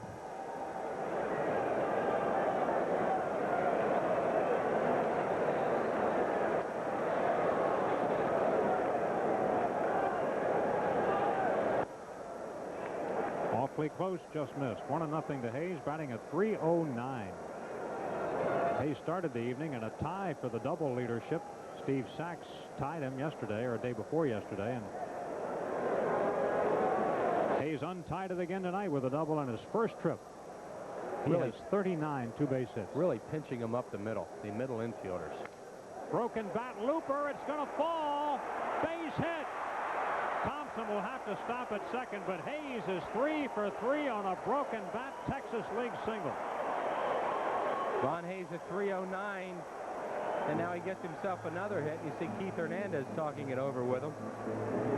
Good pitch by Dwight Gooden right on his thumbs and flares it into right field. Thompson had to make sure so he couldn't go to third on the play. Certainly didn't want to get doubled with Mike Schmidt coming up. You see Mike Schmidt there. I noticed a note on him tonight. Michael now leading the National League in home runs again. He's led the league 7 times, along with our good friend Ralph Kiner, of course, is a broadcaster with the Mets. And if Mike does it this year, he'll set a National League record, and then Babe Ruth, of course, has the all-time record with 9. You start talking about Mike Schmidt with guys like Ralph Kiner and Babe Ruth. I mean, these are great home run hitters, and Mike Schmidt is really getting up there now with some numbers that will put him right in the Hall of Fame. His next home run will tie Lou Gehrig. He has 492 career jobs right now, and Gehrig finished with 493. Schmidt is 0 for 2 tonight, was safe on an error by Knight the last time around. Nobody out. Low, ball 1. Phillies need to break through. They've had Gooden in a lot of trouble as Thompson, the runner, on at second,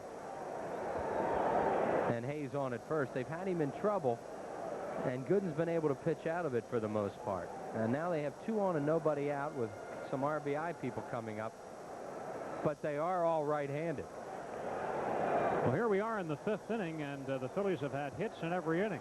See Hernandez playing off as Hayes is well off the bag. He can get to second in a hurry. They have a tremendous overshift on Schmidt this time with Tuffle, the second baseman, right behind the bag. There you see it. It's interesting that they would do that with a guy that throws as hard as Gooden. But Schmidt really jerked the ball last time up, pulled it.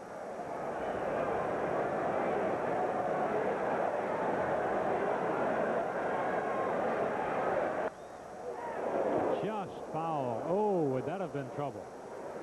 Right down the line and went foul just before it passed the bag. 1 ball, 1 strike on Schmidt. Mike got out in front of that pitch then and pulled it foul.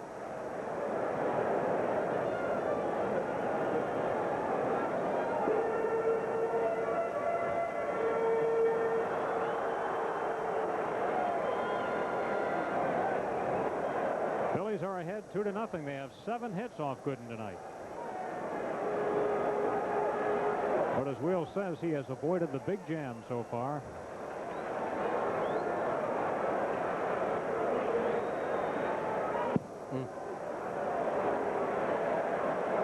When Dwight Gooden releases that ball, Keith Hernandez sprints towards the hole on the right side, figuring that Mike Schmidt is not going to hit a ball down the line, so he's going to take away that vacated second base area if at all possible.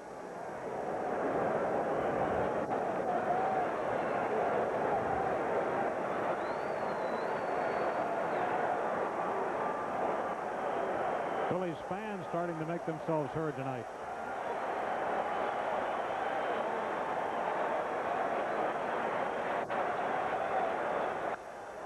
Hits it solidly to straightaway center. He really nailed it. 3-run home run for Schmidt. Phillies lead the Mets 5-0. A center field home run for Schmidt.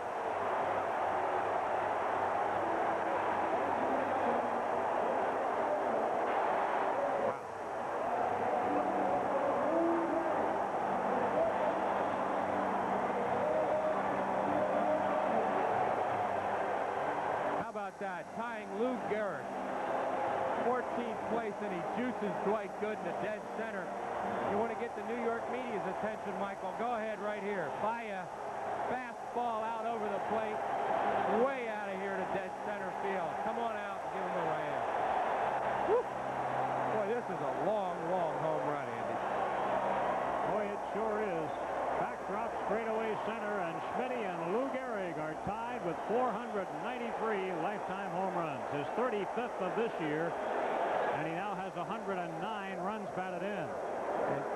proud to be one of the companies supporting Mike Schmidt's home run team, which means that every time Mike hits a homer, Prism and each company on the team donates $100 to the United Way. And we've been saying all along the way that he can win this MVP this year is to just put numbers on the board you can't ignore, and he's doing it.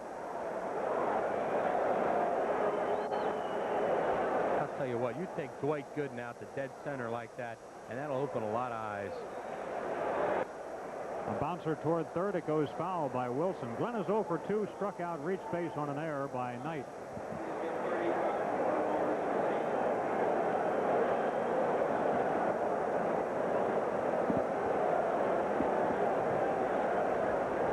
Boy, his place is buzzing now. It's really buzzing.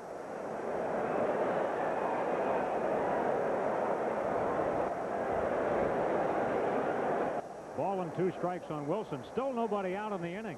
It was single home run.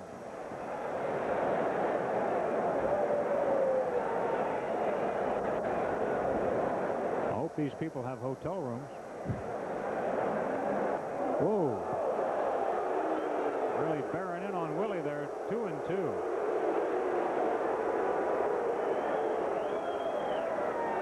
Gooden doesn't do much of that. He's not known as somebody who throws at people.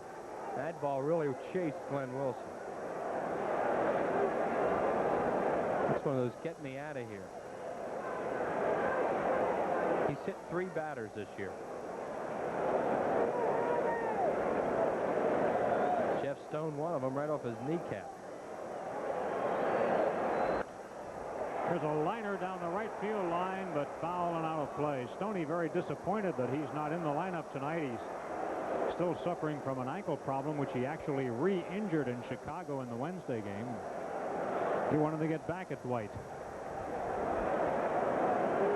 Yeah, Stoney can't quite get it together yet. He wants to play, but he's not healthy. Curveball got him with that curve. Wilson strikes out.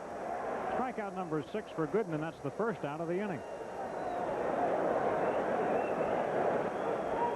So Gooden has 6 strikeouts, but the Phillies have 5 runs. The most the Phillies have scored off Gooden this year. Juan Samuel flied out to left and hit a bolt to deep right center, but Mookie Wilson ran it down.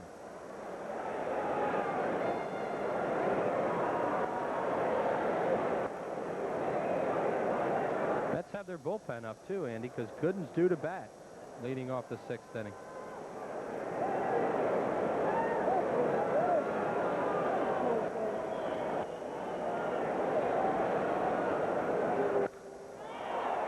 Very high and very deep.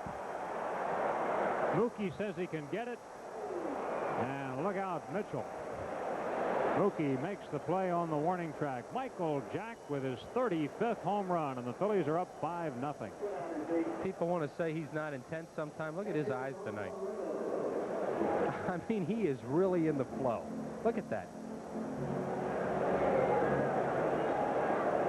Wow. Here's Ron Reynolds, got a broken bat single and looked at a called 3rd strike.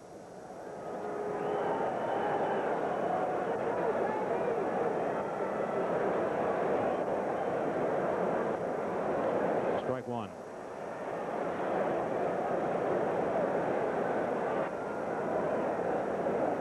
Gooden with 714 strikeouts in 711 and a 3rd innings of pitch, so he's better than a strikeout per inning, and that includes tonight's action.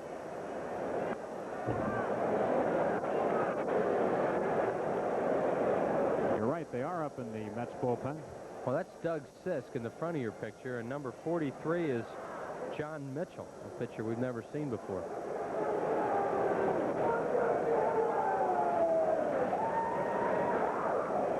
Mets have made some recalls also, and John Mitchell is a pitcher who spent the season at Tidewater, where he was 12-9 as a starter. So it could be that Gooden is facing his last hitter in this game. Oh, I would think they would hit for him. Down 5-0 in the 6th inning. You know, it's not like they have to win tonight.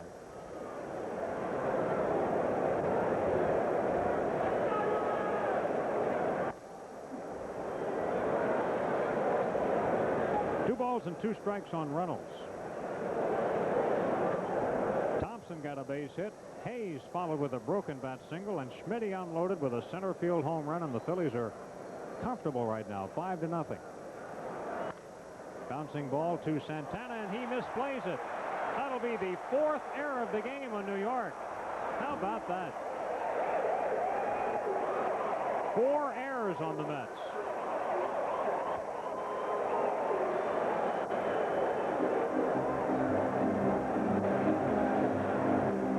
Rafael Santana lets this ball play him. Just eats him up. Comes off that turf.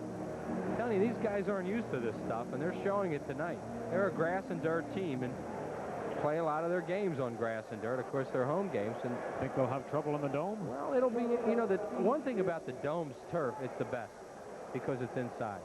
And it's very spongy and very true. In fact, the Phillies players say it is without a doubt the best turf. Deltz hit a double his last time up. He grounds a foul. He struck out his first time around, so Steve is 1 for 2. But it is a faster surface. This turf here at Veterans Stadium is not in good shape right now, and it's very uneven, and it's very fast. And when teams come in here, you can see some of the things happen to them that's happened tonight.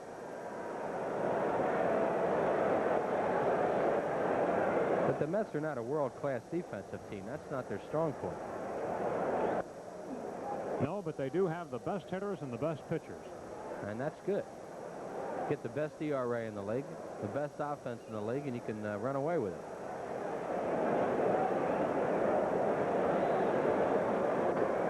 That's over 162 games. Now all they have to do is play Houston in 7. That's going to be interesting. 2 balls and a strike on Jeltz. Phillies lead at 5-0, bottom of the 5th. Reynolds on base for the 2nd time tonight.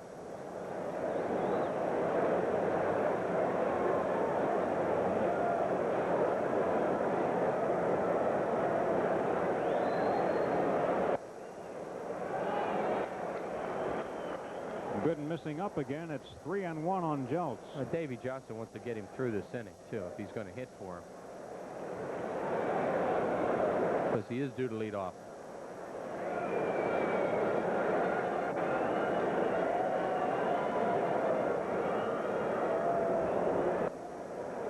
Ball 4, he walked him. The second base on ball is given up by Gooden, and the Phillies get pitcher Bruce Ruffin to the plate. And that's a plus for the Phils. He has struck out twice, and there's Davey, and things are not exactly going his way right now, but this is an explosive team, so let's be careful here. Oh, yeah. The New York Mets have 4 more at-bats. They didn't get to where they are by not coming from behind once in a while on the road. First and second with 2 out. Here's Ruffin. But here's the main reason why they'll have a little more trouble than some other nights.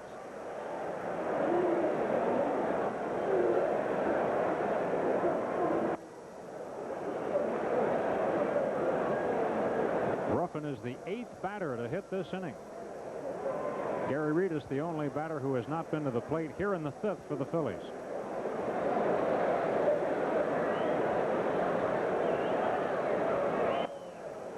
High heat, 0-2.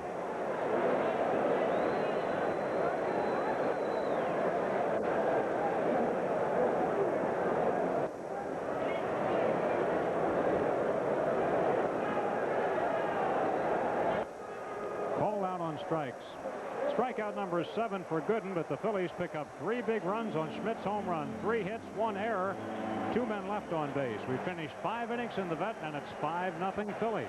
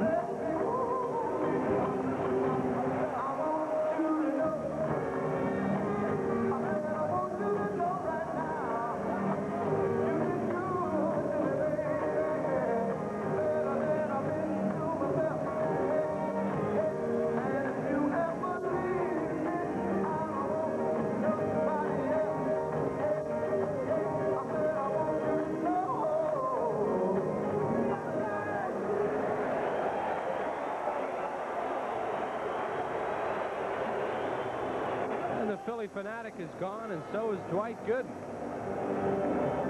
As the New York Mets are going to go to a pinch hitter, it'll be Stan Jefferson.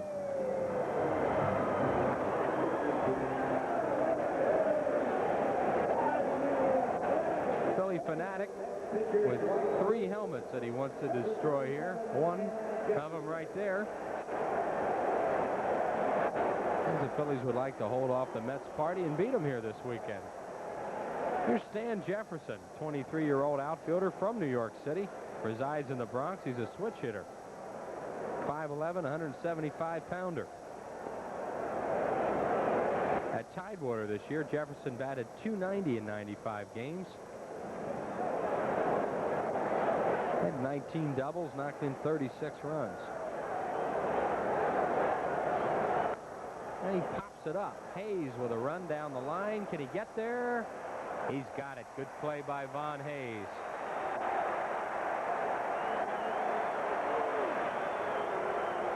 See Hayes with a long run. Fan reaching out with a glove here. And Hayes takes it right away from him. That's mine, not yours.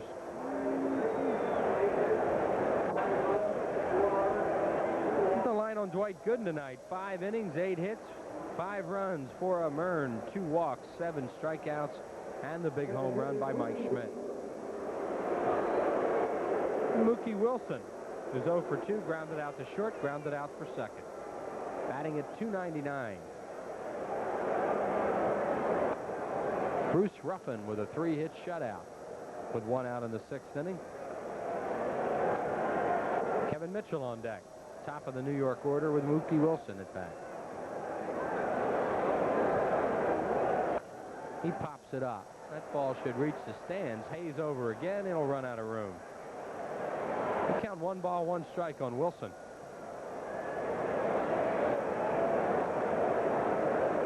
Mookie Wilson.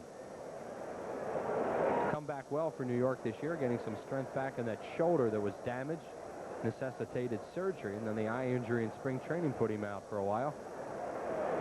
Gives the Mets great depth out there with Dykstra. Hits it hard to right field for a base hit. Oh, Mookie Wilson on with a single to right. That's hit number 4 for New York, and Kevin Mitchell will bat.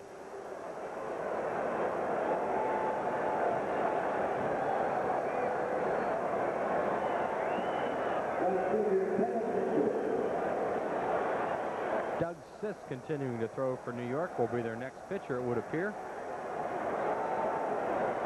And Mitchell is single to center, grounded to short. He's 1 for 2, batting at .291. Done an outstanding job for the Mets in his rookie year. Fastball low, 1-0. Snap throw to first, and Mookie Wilson back in time. Kevin Mitchell's played a lot of positions. Played several infield positions, several outfield positions.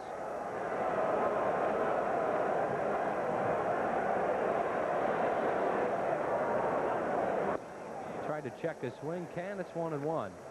Ruffin trying to get a ground ball here. Would like a double play. Phillies have turned 1 so far tonight. Keith Hernandez in the on-deck circle. 5-0 Phillies in the 6th.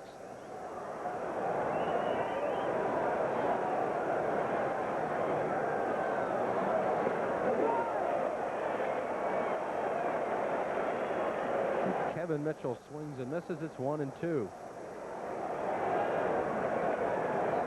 Mitchell out of San Diego, California. Tough guy.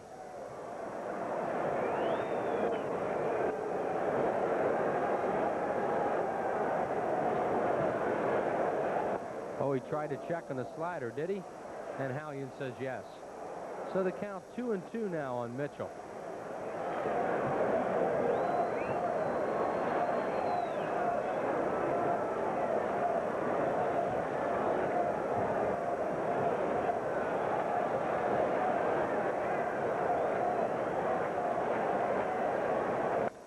Could be 2. Samuel to Jeltz. Double play, and the Mets are gone in the 6th. No runs, 1 hit. No errors by the Phillies, and nobody left on base. We're through 5.5 very interesting innings tonight. Phillies 5, New York Mets nothing.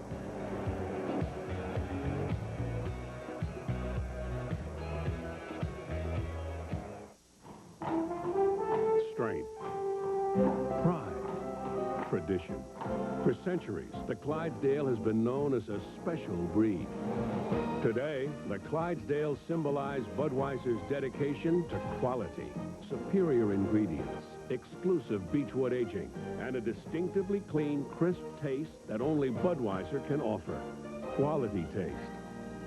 Because this Bud's for you.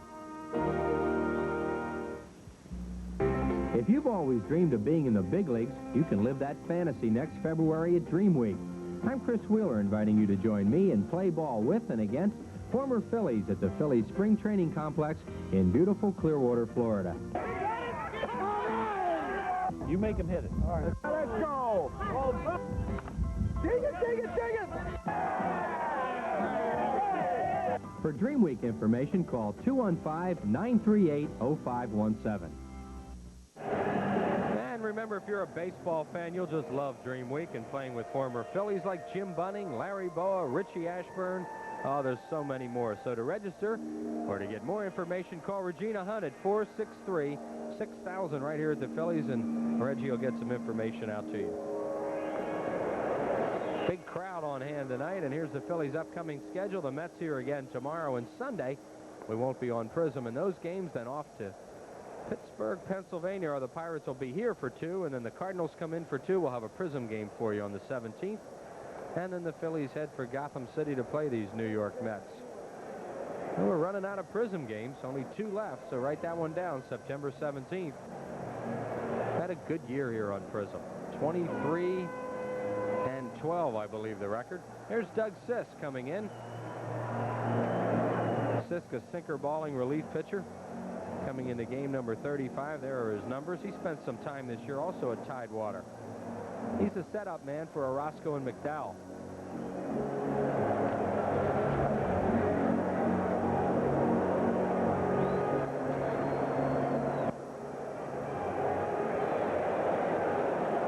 Phillies with a run in the first, a run in the third, and then a 3-run bolt to center by Mike Schmidt.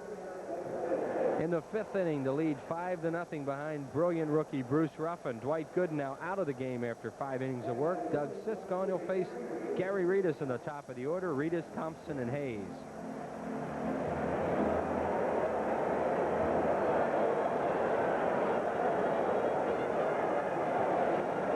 Thank Linda Musher from Huntington Valley for dropping off some macadamia nuts here tonight.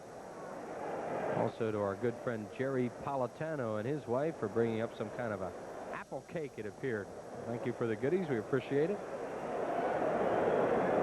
Reedus off Dwight Gooden tonight was 0 for 2 with a walk, now facing Doug Sisk. Strike called, says Pallone.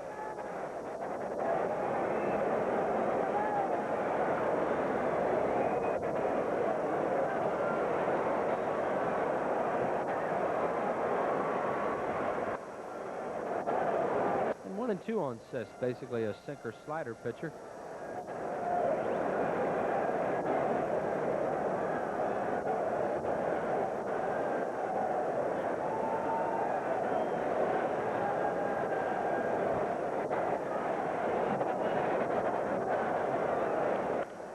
Sinker ball popped out of play, first base side. Reedus stays alive at 1 ball and 2 strikes. Gary Carter, New York Mets catcher. Mike Schmidt's home run tonight is 35th of the year, tying him with Lou Gehrig. And his 109th RBI on that 3-run shot. Swinging and a foul back. Not even the biggest Mike Schmidt detractors can get on him this year.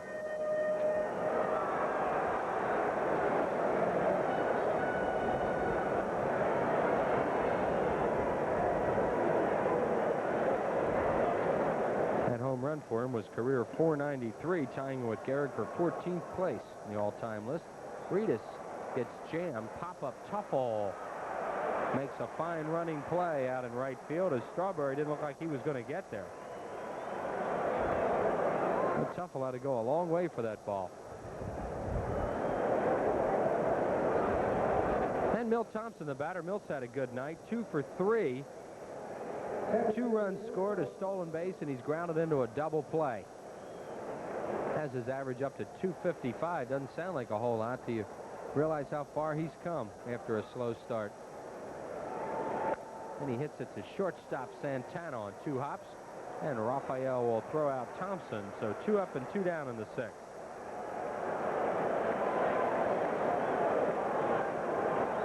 And Hayes will be the batter. What a night for Von Hayes. A single, 2 singles, a double, 2 runs scored.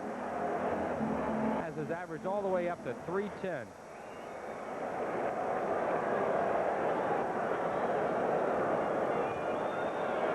Which is good for 5th best now in the National League. Inside with a ball. 1-0 with Mike Schmidt on deck.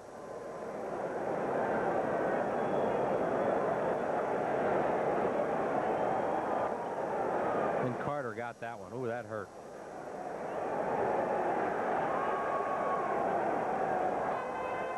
Von Hayes fouled this ball right off Carter, right off his foot.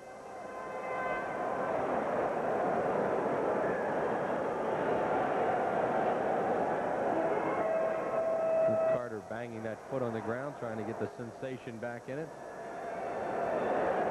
Hayes with a count of 1-1 off Doug Sisk. 2 out, nobody on base. Breaking ball, and he gets it over 1-2.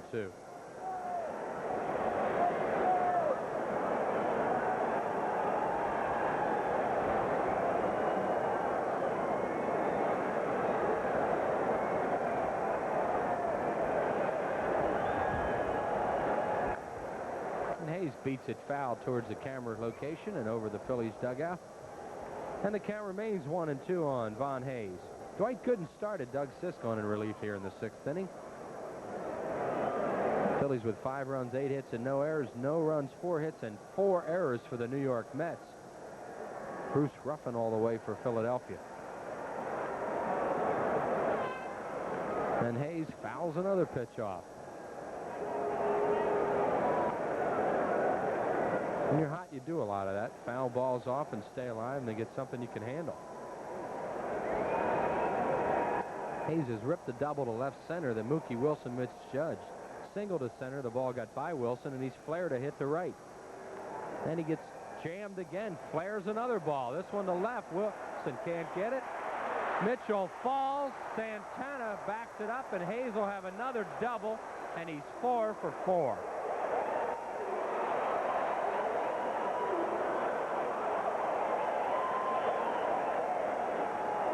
That's what I'm talking about. I mean, when you're hot like Hayes is, good things happen. This is a good pitch by Sisk. He really jams him, flares it out there. Mitchell can't get there. Santana can't get there. And then Kevin Mitchell takes a little fall here, bounces over his head. Santana backs up, and Hayes on at second with 2 outs. And Michael Jack Schmidt, the batter.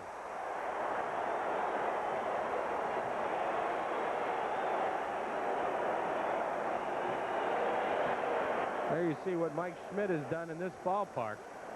Boy, there's a great stat. Haven't seen that one before. Randy Seidman and our Prism crew coming up with that. Hayes is the first Phillies player to get 40 or more doubles since Pete Rose in 1980. And the first Phillies left-handed hitter to have 40 or more doubles since Johnny Callison in 1966.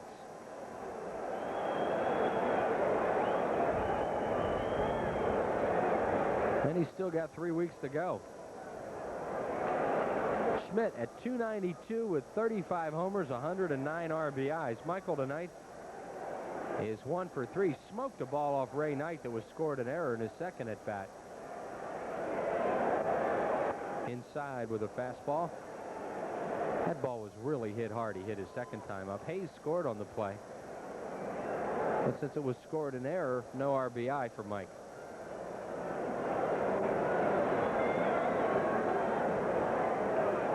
1-1 with Von Hayes at second base. Down low, 2-1. Glenn Wilson on deck. Phillies trying to break through here off Doug Sisk in his first inning of work. There's Wilson.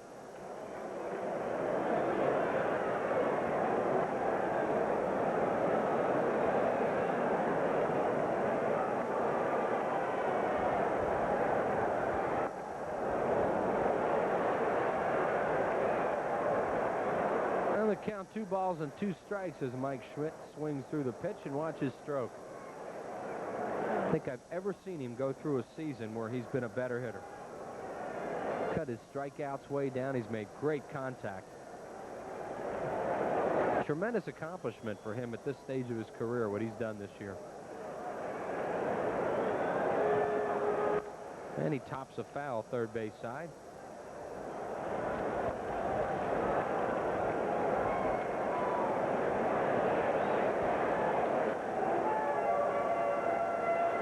And you see now Michael tied with Lou Gehrig and the great Mel Ott next at 5'11". And of course Mike Schmidt's next tremendous milestone as far as home runs will go will be the 500 mark. And Schmidt calls time. There's a lot of hot dog wrappers starting to blow around here. Big crowd in attendance. Thinking home run off Doug Sisk. He hasn't allowed one this year. And he tops a ball to third baseman Knight's going to be a tough play. Oh, and Hayes got hung up. That'll be a base hit for Schmidt, and Hayes is going to be out as Ray Knight made a good play then, and Hayes made a base running mistake. That'll be a single for Schmidt. Score the put out 5-6 for the Phillies in the 6th inning. No runs, 2 hits, no errors by the New York Mets, and 1 man left on base. We're through 6 innings at the Vet. It's 5-0 Phillies. Phillies minor league player of the year, a young man named Ron Jones. Larry Rosen talked to him this afternoon, so let's join Larry. All right, thanks, Chris. Of course, we met pitcher of the year Marvin Freeman after 3 innings. Now we will meet the minor league player of the year by the name of Ron Jones. He was the most valuable player in the Florida State League, won himself a batting title, hit 370 plus. Jones, one of those diamond in the rough type finds for the Philly scouts when they found him 2 years ago. I was a free agent in 1984, and I didn't get drafted my sophomore year out of junior college, Wharton, Texas, Wharton Junior College, and I just got a chance with the Phillies, and I just signed. And I was just glad to get a chance, you know. And I was about 25 pounds overweight at the time. I was working, doing a little construction work, and I had to get the weight down. I reported to Rookie League Ball in Bend, Oregon, about 220, 5'9", 5'10", 220, and I was pretty heavy. So I came the next year. I just came to spring training and lost about 18 pounds. Reported in about 202, something like that, and that really helped a lot. Now, the only Philly that Ron has ever played with is that man, Tom Hume, who spent about a month in Clearwater on a rehab assignment back in April and May. For Ron Jones, his first look ever at Veterans Stadium as he was named today the minor league player of the year for the Phillies. 7th inning baseball now. Here comes Chris and Andy. And the Phillies are riding this 5-0 lead as we go to the 7th inning. And let's take a look at this play as Hayes gets caught rounding here. Mike Schmidt pulls this play from time to time. Knight had no play at first base, so he went to Santana, and Hayes is in no man's land. Keith Hernandez will lead off the 7th for New York. Keith has hit into a fielder's choice and grounded to second. He is 0 for 2. Bruce Ruffin trying to beat the Mets for the 2nd time, and the 2nd and only time he has faced them.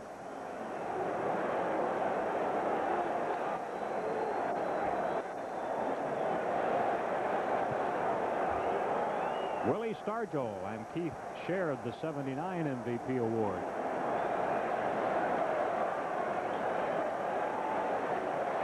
Takes a whack at that sinker ball and doesn't connect. He'll be followed by Carter and Strawberry.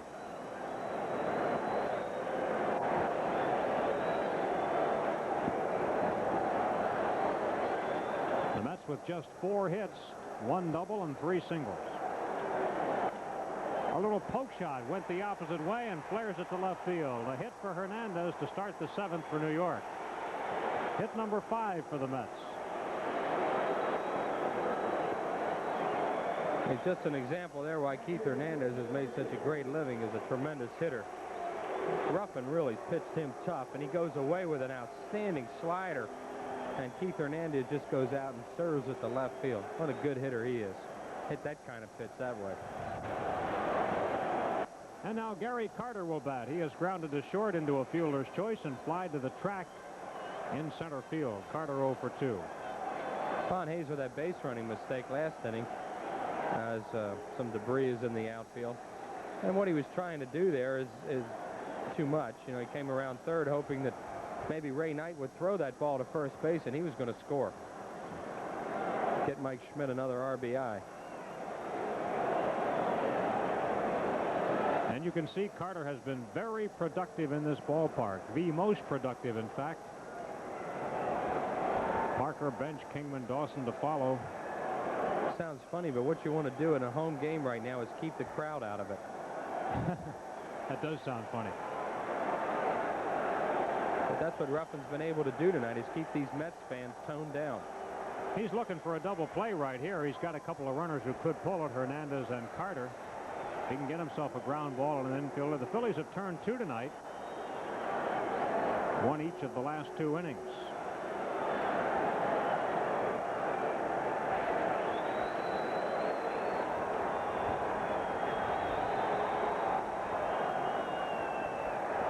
Two and nothing on Carter. Carter is 3rd in the league in RBIs with 94. Missed 2 weeks with that injury.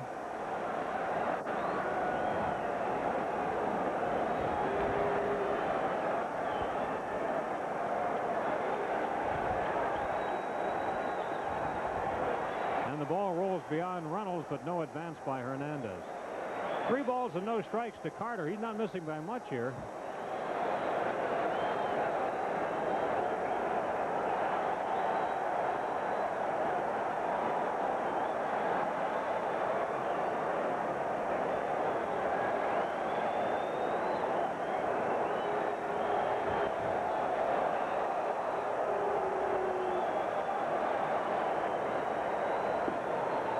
Ball 4. Mets get their first 2 men aboard here in the 7th inning. But the left-handed batting Strawberry coming up now. That's the first walk issued by Ruffin. First and second, nobody out, and Strawberry, who has grounded out and struck out. Phillies lead it 5-0.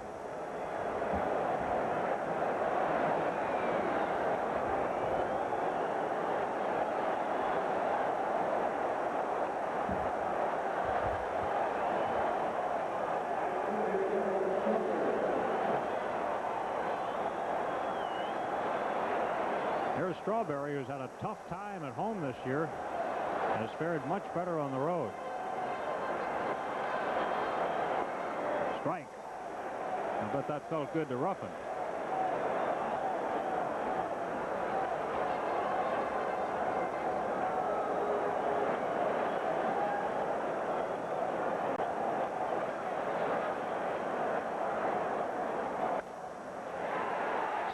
Can't get it. It goes on through. Hernandez being waved.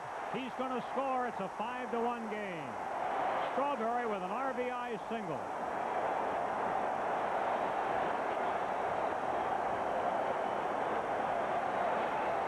So sometimes those ground balls that go right to fielders, other times can't be played, and that's what happened here. And it's a good at bat for Strawberry, too, because he got the ball out over the plate. And he gets it just out of Juan Samuel's reach. You know, a foot one the other way, and it's a double play. That's why the Mets are a great team that they are this year. They'll come after you, and that's just what they're doing. Still nobody out in the inning.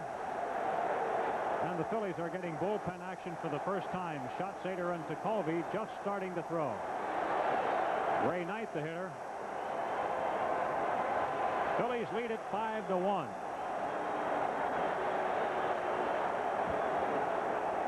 Knight has doubled and grounded to third base.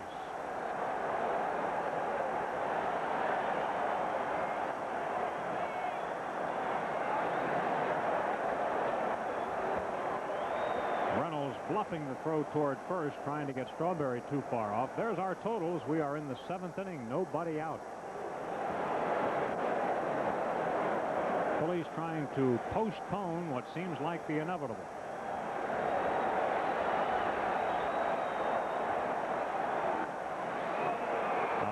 Foul.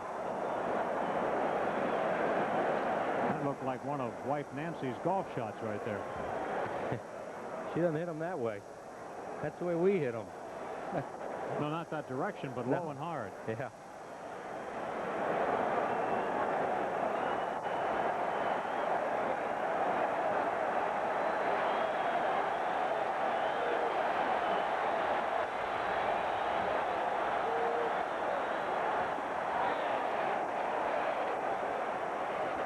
1-2 the count on Knight.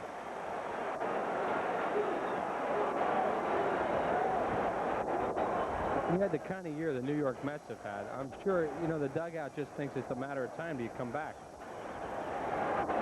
That's the way the Phillies were in their championship years. You always have that feeling.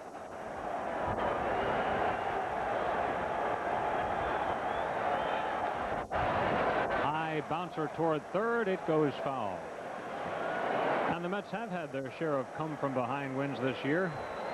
And they have the unbelievable record of 81-2 in games where they have led after 8 innings. Their bullpen has been sensational.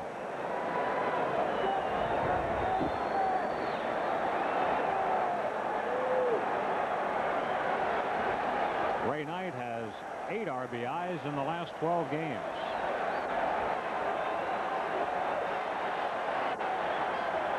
These Met fans have been waiting all night for something to cheer about.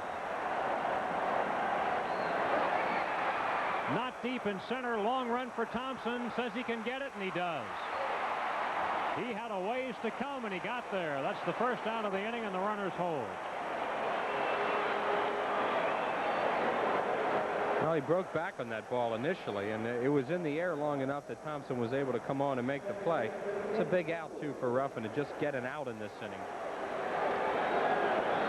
Tim Tuffle singled last time up, grounded out the first time up.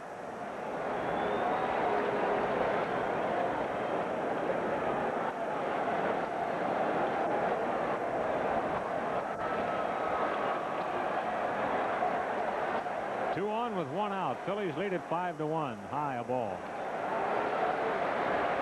Tuffle is hitting at .256.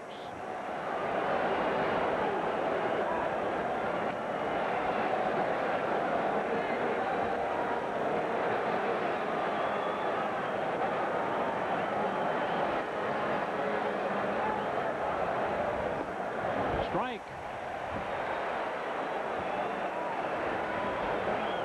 1-1 to Tim Tuffle, sharing second base with Wally Backman.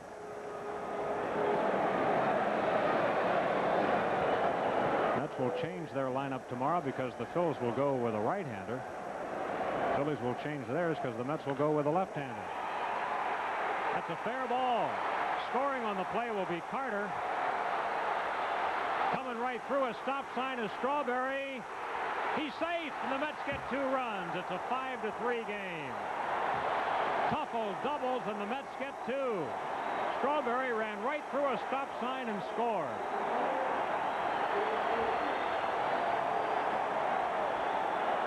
Tuffle's done a great job this year, and Strawberry made a mistake, and Jeltz's throw was high. Boy, they had him, too. Base running mistake by Strawberry, but he scores on the play. Reedus makes a good throw here to Jeltz, and it surprised him. And here comes the throw. See, he's got him by a mile, but the throw's too high, and Strawberry gets in.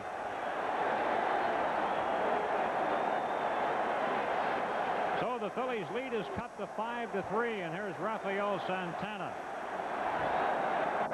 He takes high a ball.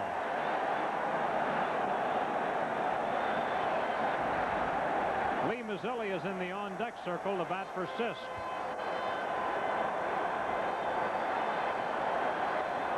Nobody from the dugout has visited the mound this entire game. Ruffin has been in total charge until now. Santana has grounded out twice, once into a double play.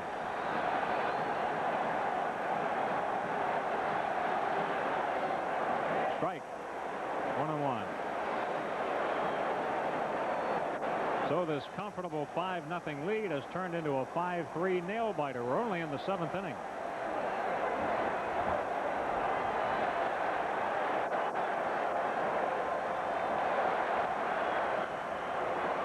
Grounded over top the Mets dugout. 1-2 the count. Phillies really want to prevent this run from scoring, keep the 2-run lead.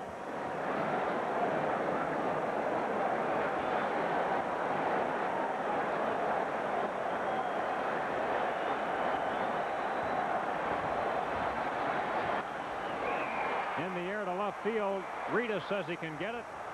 Now Thompson makes the play. Thompson calls Reedus off the play and catches it. Tuffle remains at second. There are 2 outs. And the hitter is going to be Lee Mazzilli batting for Sisk.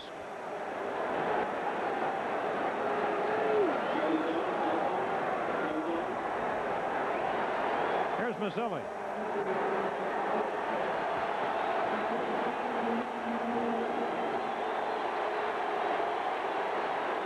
Since joining the Mets, Mazzilli is batting at 222, 225 for the year, including his service with Pittsburgh. Mazzilli has to think he died and went to heaven coming over here at this time of the year. What a break it was for Lee Mazzilli. Second tour of duty with the Mets. Pirates released him. He went to Tidewater for a while. They released George Foster and picked up Mazzilli, and what a good move that was for New York.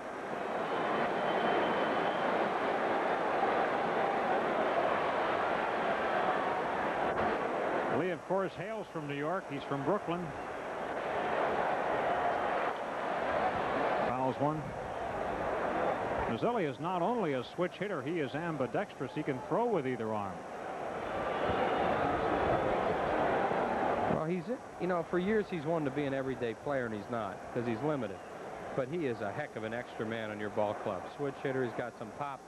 He can play some positions, and he's accepted that role here because that's what he is, and he'll really help New York.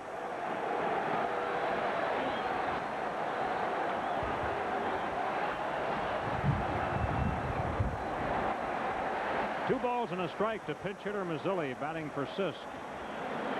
The Mets have climbed off the mat to get some runs. It's 5-3 now. Phillies on top by a pair. The wind is really starting to whip up here at Veterans Stadium.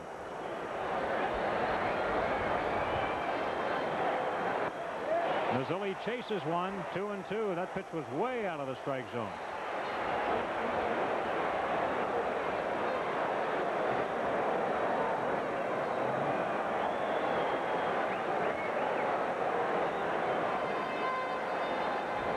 This is the first inning that Ruffin has given up more than one hit. A little bit low. Full count to him. Mets have 3 hits this inning, and they've scored 2 runs. Scored 3 runs, I beg your pardon.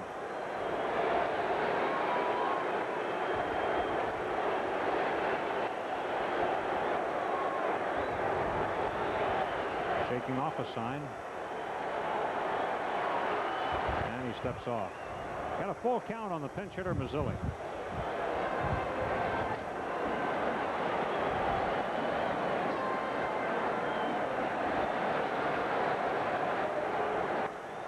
A little flare into right field, but Wilson is there. Didn't hit it that hard. Wilson makes the catch, and that'll do it. But in the 7th, the Mets are on the board for the first time with 3 runs, 3 hits, and 1 man left on base. Stretch time here at Veterans Stadium. Phillies on top 5-3. And let's see what Wheels has in store for us now. Chris? All right, Andy Musser, thank you very much. And we have Sports Sox Day coming up this Sunday. What a great game we've got at Veterans Stadium for you tonight. And there's those Sports Sox. Perfect. Just hold them up right there, Stacy. That's it. All kids 14 and under when you come to the Vet and see the Phillies and these New York Mets on Sunday. You'll get a set of these Sports Sox. So come on out on Sunday when the Phillies play the Mets, and who knows, maybe the Mets won't have clinched yet. It could be a heck of a game for you to come see. Game time will be 1:35, and those Sports Sox are for all kids 14 and under, compliments of the Phillies. Stacy Grundlock from Gloucester County Community College. First thing I'd like to ask you about is one of your high school teachers. There's our good friend Jerry Gaiman who works here. What kind of teacher was he? He was an excellent teacher, and he taught me everything I knew in English. And well, he does a great job of running the press box up here for us down in one of the areas. You want to get into occupational therapy. You know, exactly what would that mean, Stacy? It's the fine-tuning of the body. If you got in an accident and you broke your fingers, I would teach them how to use their fingers again. And it's just like helping them to get better into their job with the accident that they had. So that takes a lot of time to work with people who've had some problems. Yeah, it's a lot of time. Well, I see you're from South Jersey, so you want to say hello to some people. We have a lot of prison people over there, and you probably have somebody you'd like to say hello to. It's my mom and my dad. I say hello, and to everybody in West Deptford. Okay, well, thanks for coming up, Stacey. We appreciate it. Bye-bye. Okay, and remember, it'll be Sports Sox Day when the Phillies play the New York Mets right here on Sunday. Game time will be 1:35, and all kids 14 and under will receive those very nice sports socks. She's got a style, she's got her own money, so she's not another honey you can quickly disarm. She's got the eyes that make you realize you won't be hypnotized by your usual charm. You got the kind of a type that won't attract the London woman. Here's Rick Anderson, who's going to come on and pitch now for the Mets. He'll be their third pitcher of this game, following Dwight Gooden, who worked 5, and Doug Sisk, who worked 1 inning. Anderson has started against the Phillies this year, and he has no lifetime record against the Phillies, but he made his major league debut in June of this year against the Phillies, and he worked 7 innings in that game, giving up 4 hits and only an unearned run. He left with a 2-1 lead, but the Mets didn't hold it for him. So now it's a 5-3 game, and Glenn Wilson leads it off for the Phillies, who are looking for more. Outside, ball 1. Anderson, 29 years of age, from Everett, Washington. Spent a long time in the minors before he got a shot to pitch in the big leagues. A bouncer past the mound, going to be a tough play. Santana makes it. Wilson grounds to Santana, who turns in a big league effort there. Mets defense has not been the best tonight, but let's watch this play. Santana winds up on the first base side of the bag, makes a strong throw, and gets Willie by a couple of steps. Here's Samuel. He's 0 for 3 tonight. All 3 fly balls. One of them went to the warning track in deep right center.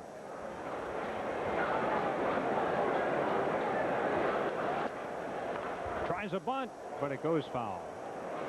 He deadened it right there in that dirt. Well, it's good to see Samuel try that every once in a while. He could get a lot of extra hits if he did that. Watch how quickly he flares out with that bat. Just flashes at it.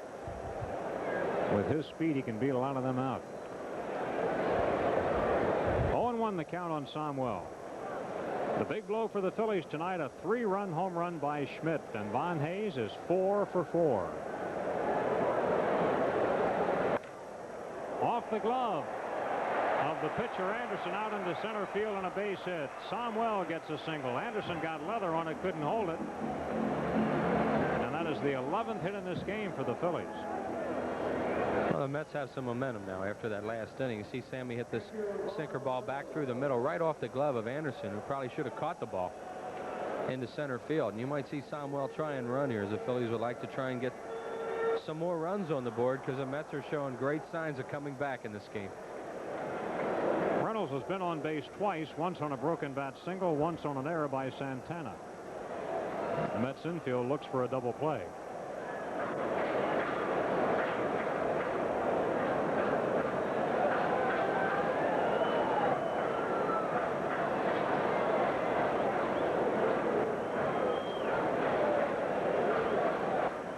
Strike. Phillies lead at 5-3 here in the 7th, trying to prevent the Mets from clinching tonight. Jimmy Davenport flashing the signs. The Mets can't do it tonight. They get another shot tomorrow behind Bobby Ojeda, who will face Mike Maddox. Fouled. 0-2 the count on Reynolds.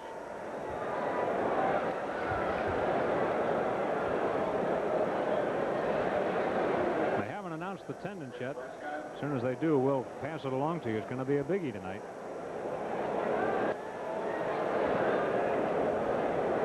Samuel with 38 stolen bases to rank 6th in the league. Took off and stopped. Here's a pop-up foul. It's going to be out of play behind the Mets dugout.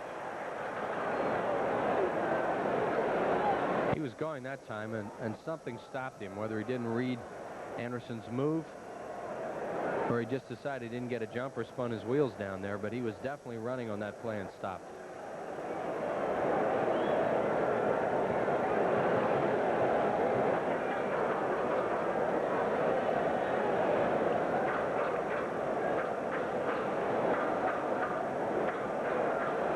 One on and one out as the Phillies hit here in the 7th inning.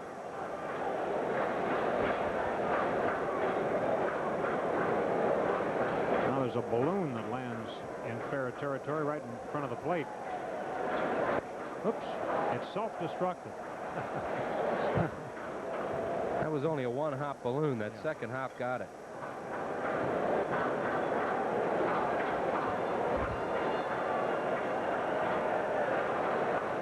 Sammy goes.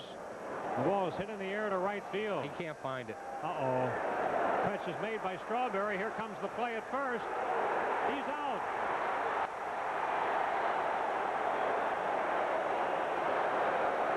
Somwell is out on the throw by Strawberry, and that ends it for the Phillies in the seventh. No runs, one hit, nobody left at the end of 7 full. Phil's lead 5-3.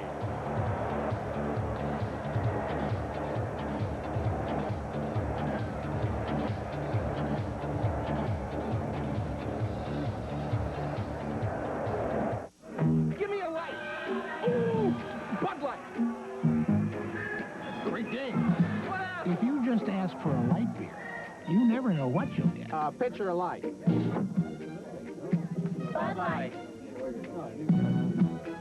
So if you want the less-filling light beer with the first name and taste, don't just ask for a light beer. Give me a light. Ask them to bring out their best. Bud Light. Bud Light. Because everything else is just a light. One of the most frustrating things I dealt with as a detective was to see those criminals that should have been punished, that committed crimes over and over and over again, that they were given a slap on the wrist. And now, thanks to our inspector, we have a bill with some teeth in it. Senator Specter has given local prosecutors a very strong tool to remove armed career criminals from our streets. Arlen Specter's career criminal bill has taken the sneer off the faces of these criminals. And back at Veterans Stadium, here's Juan Somwell trying to get back to first.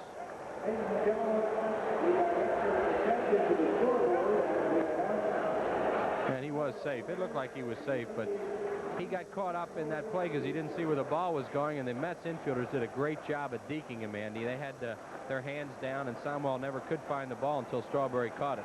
Here's Steve Bedrosian to pitch now for the Phillies. They make a double change and put Aguayo at second, and Bedrosian will bat in Somwell's spot. So Bruce Ruffin out of the game after 7 innings. He worked, he gave up 7 hits and 3 runs, walked 1, had only 1 strikeout. Phillies lead the game 5-3, and it's up to Bedrock to see if he can hold on. Bedrosian, 61st appearance. Only Kent Tekulve has been in more games for the Phillies, and here is Mookie Wilson.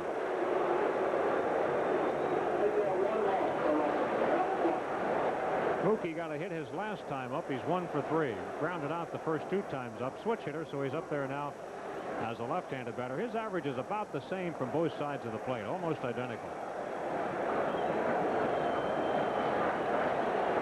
The Mets bring Dykstra out in the on-deck circle to bat for Mitchell. Lenny Dykstra will be the hitter next.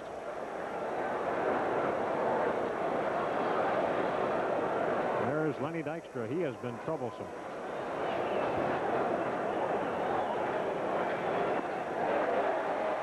Mookie strikes out. Bedrock comes out of the bullpen to get a strikeout. Well, you talk about big players. Well, first of all, here's the strikeout. Good fastball by Bedrosian. He threw a slider to Mookie Wilson before that and then blew him away with a heater. Dykstra and Backman have really been the backbone of this New York club this year. They've done a great job, especially Wally Backman, who I think is just an outstanding player. Here's Dykstra. His batting average has been in a free fall lately. 302 looks pretty good, but he was hitting 340, even leading the league there for a while. Up as a pinch hitter for Mitchell.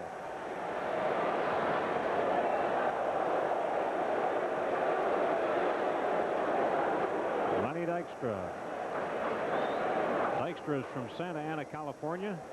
23-year-old rookie. Good man to have at the top of your lineup.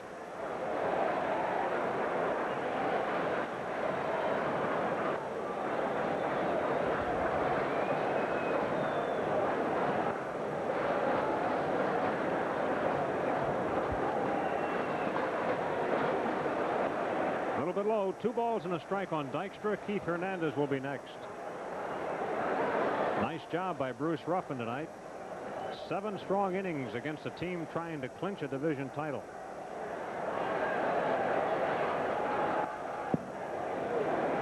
2-2. Yeah, he only walked one batter tonight, and that was Carter last inning. I heard him. 2 left-handed hitters got hits on it, but good at-bats, both. I mean, Hernandez fought off a slider and flared it, and Darryl Strawberry had a good at-bat and hit the ball up the middle just out of Somwell's reach. It might have been a double play ball. So the Mets really did some things well last inning, and so did Ruffin. Here's a little jam job towards Schmidt. Has trouble with the lights, but makes the play. Dykstra on a jam job, and a humpback liner to third is out. 2 outs. And he leaves pieces of his bat at home plate.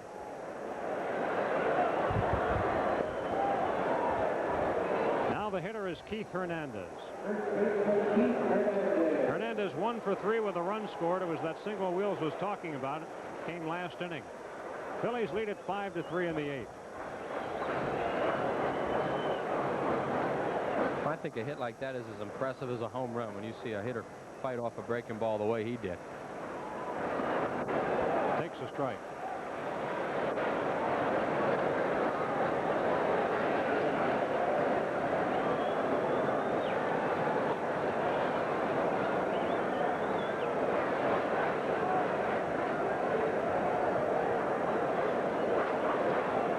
One ball, one strike on Hernandez. Davy Johnson, one-time member of the Phillies. 2 pinch hit grand slams in one season for Davy. Never forget them. One of them off Terry Forster, and the other off a left-hander from San Diego, and I can't think of his name. Might have been Lawler.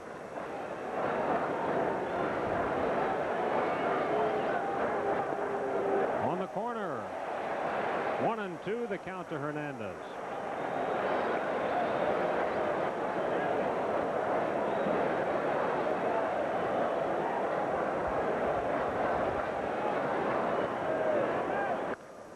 There's a bullet. Thompson over to field it. Keith Hernandez has a 2-out single, his second hit. And Gary Carter comes to the plate. Well, you know what Carter will be thinking about here. He'll be trying to get a hold of one. Boy, that wind is really blowing at the top of the stadium, too. Usually when the flags start blowing the way they are, the ball will fly out of here, too. Look at that. Standing straight. Usually it'll carry to left when they're blowing to right.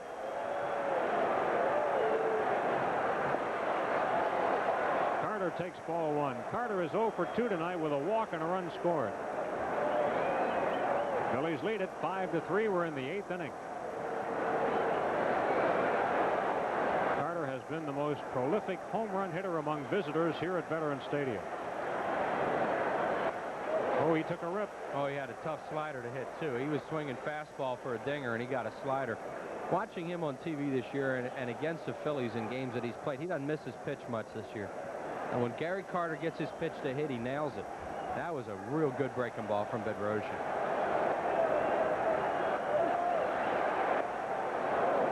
In the dirt, 2 balls and a strike.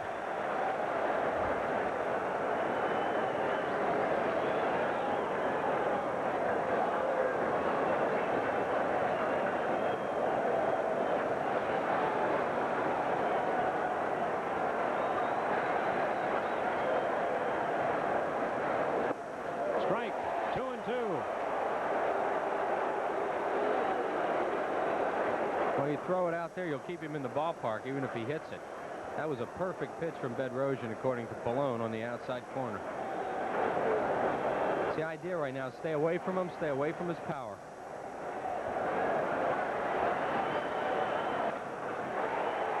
He just got a piece of it.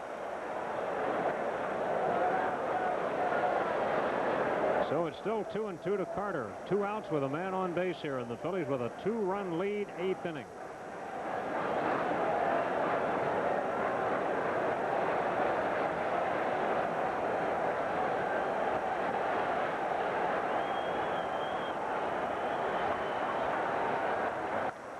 Popped him up, way up high. Jeltz goes out and makes the call. Makes the catch, and the inning is over. Carter pops to Jeltz to end the 8th. No runs, 1 hit, and 1 man left. At the end of 7.5 innings, the Phillies lead the Mets 5-3.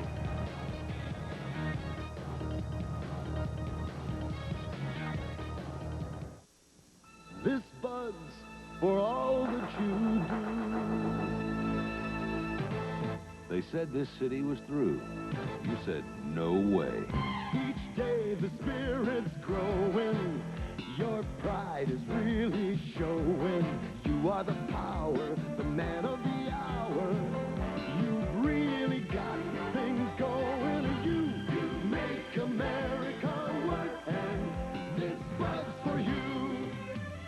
For everything you do, America calls on guys like you. 'Cause you make America work, and this Bud's for you. Here's to you, Beechwood aged, for that clean, crisp taste that makes Budweiser the king of beers.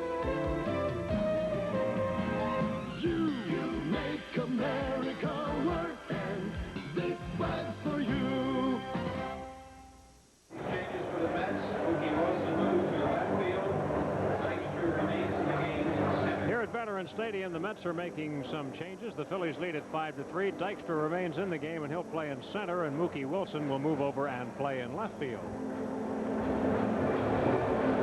Here's tonight's paid attendance. 43,670. 43070. Paid attendance at Veterans Stadium tonight, 43,017. A lot of New Yorkers here to see if their team couldn't clinch it tonight, and we don't have the answer for you yet. It's 5-3 Phillies. We're in the last half of the 8th inning. And it has been a great ball game tonight. Very exciting. Just what you hoped it would be. You wanted to see the Phillies come out and really battle this New York Met ball club tonight, and they have. And the Mets, to their credit, 5 down, come right back and make it a game. In the inning, it's going to be Jeltz Aguayo batting out of the number 9 spot, and Reedus for the Phillies. And wouldn't they love to add something here?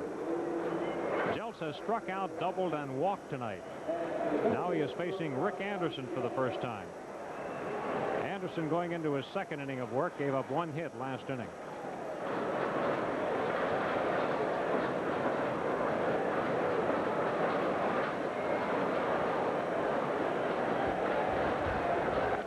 Oh, look out. Sharp foul the opposite way.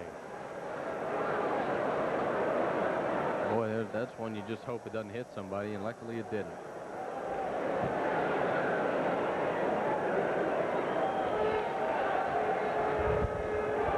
Rick Anderson, the 3rd New York pitcher, dealing. And he misses. 1 ball, 1 strike.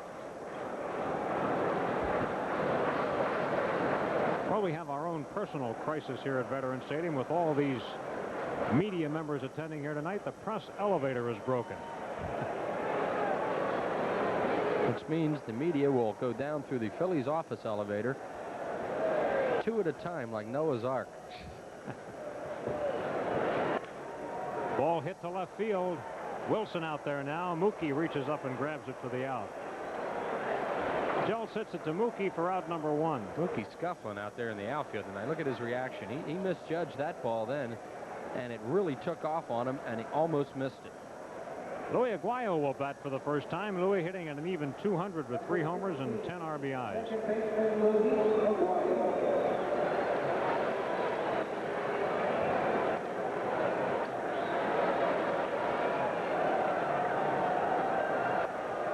Strike. Phillies scored a run in the 1st inning, picked up an unearned run in the 3rd, and then got the big 3-run home run from Schmitty in the 5th. Mets got all of theirs in the 7th. 1 ball, 1 strike.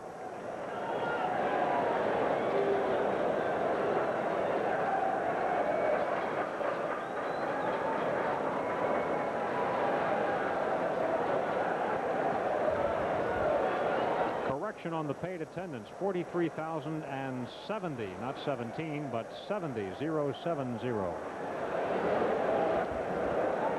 Thanks to Tony Siegel for coming in and helping us with that, hanging on your every word. Must be. There's a line drive down to the left field corner. It is a fair ball home run. Louis Aguayo has lined one right on out of here. And the Phillies lead it 6-3. Aguayo's 4th home run of the year.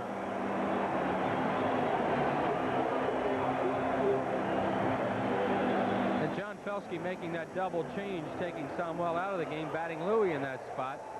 Sammy's buddy. And he got the ball down and in and smoked it, and it was far enough. The only thing was it going to be fair or foul? And it went right off the pole down there, and I'm telling you, that ball's leaping to left field right now.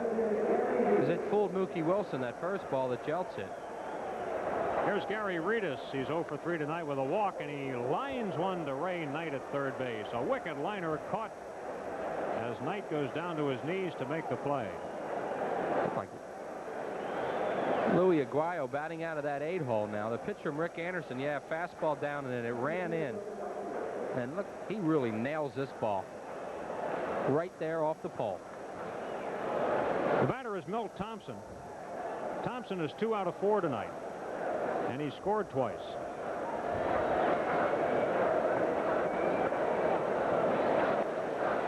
The Phillies pick up a quick run there, and obviously you need all you can against this club. That will help. Bouncing foul. You're looking ahead to the Mets' 9th inning. It'll be Strawberry, Knight, and Tuffle scheduled to bat. Tuffle probably won't bat. They'll probably use Backman in that spot. Little bouncer along the first base side. Hernandez makes the play. So that's the third out, but the Phillies get an insurance run on the home run by Aguayo. 1 hit. Nobody left on base. 8 full innings, 6-3 Phillies.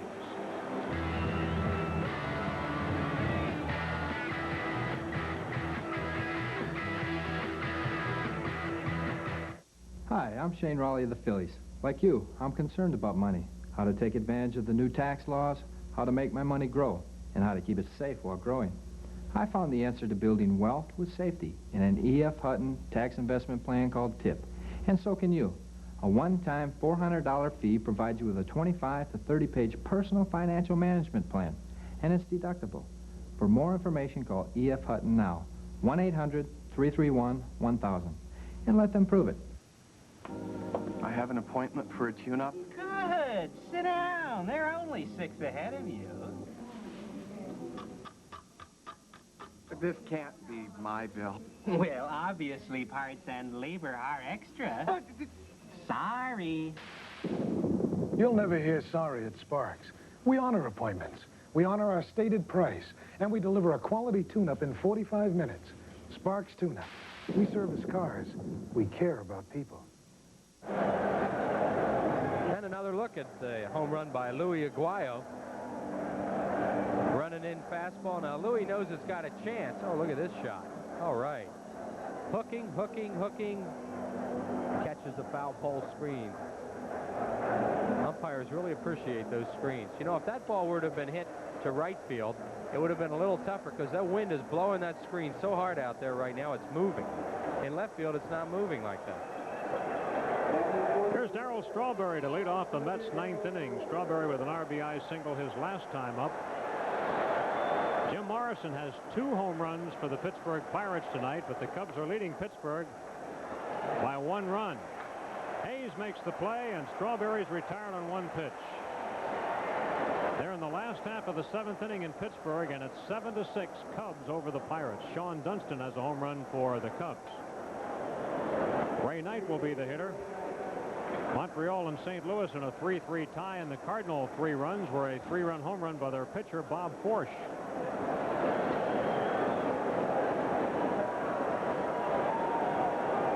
Knight is 1 for 3 tonight. Boston 3-2 over the Yankees. They've gone to the 8th inning. Bill Buckner with a pair of Sox home runs. Detroit 4-3 over Baltimore, top half of the 8th. Check swing roller, first base side, may stay fair. It does. And there's the second out. Knight retired on a check swing. And the Mets are down to their last out. It's going to be Wally Backman hitting for Tim Tuffle.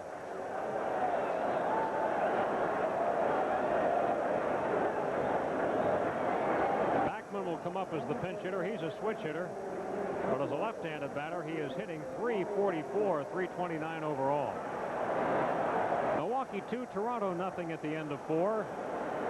Chicago 2, California 1 there in the 7th. Cleveland 9-3 over Oakland in the 8th inning. Seattle 1, Kansas City nothing in the 6th. Minnesota 1, Texas nothing in the 5th.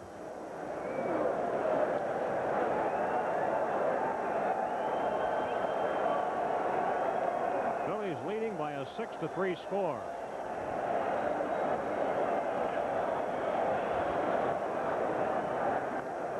Foul away.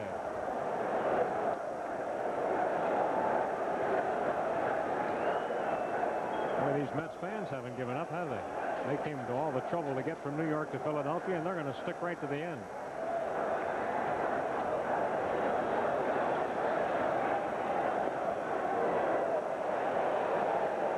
Well, if the Phillies can get one out here, some of them are going to need hotel rooms. They can all come and stay with you, can't they? No.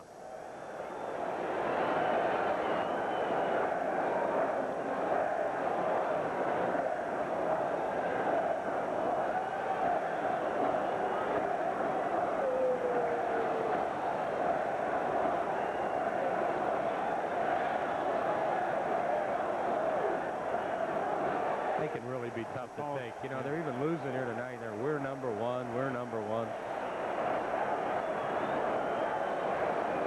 So it's 2-2 on Backman, platooning at second base with Tuffle. They really have an outstanding ball club to watch this year. Bedrock strikes him out. But Bedrosian picks up a save, and the Phillies have saved the Mets party for another night. In the 9th inning for New York, no runs, no hits, and nobody left on base. And the Phillies have won 6-3, preventing any clinch here tonight. We'll be right back.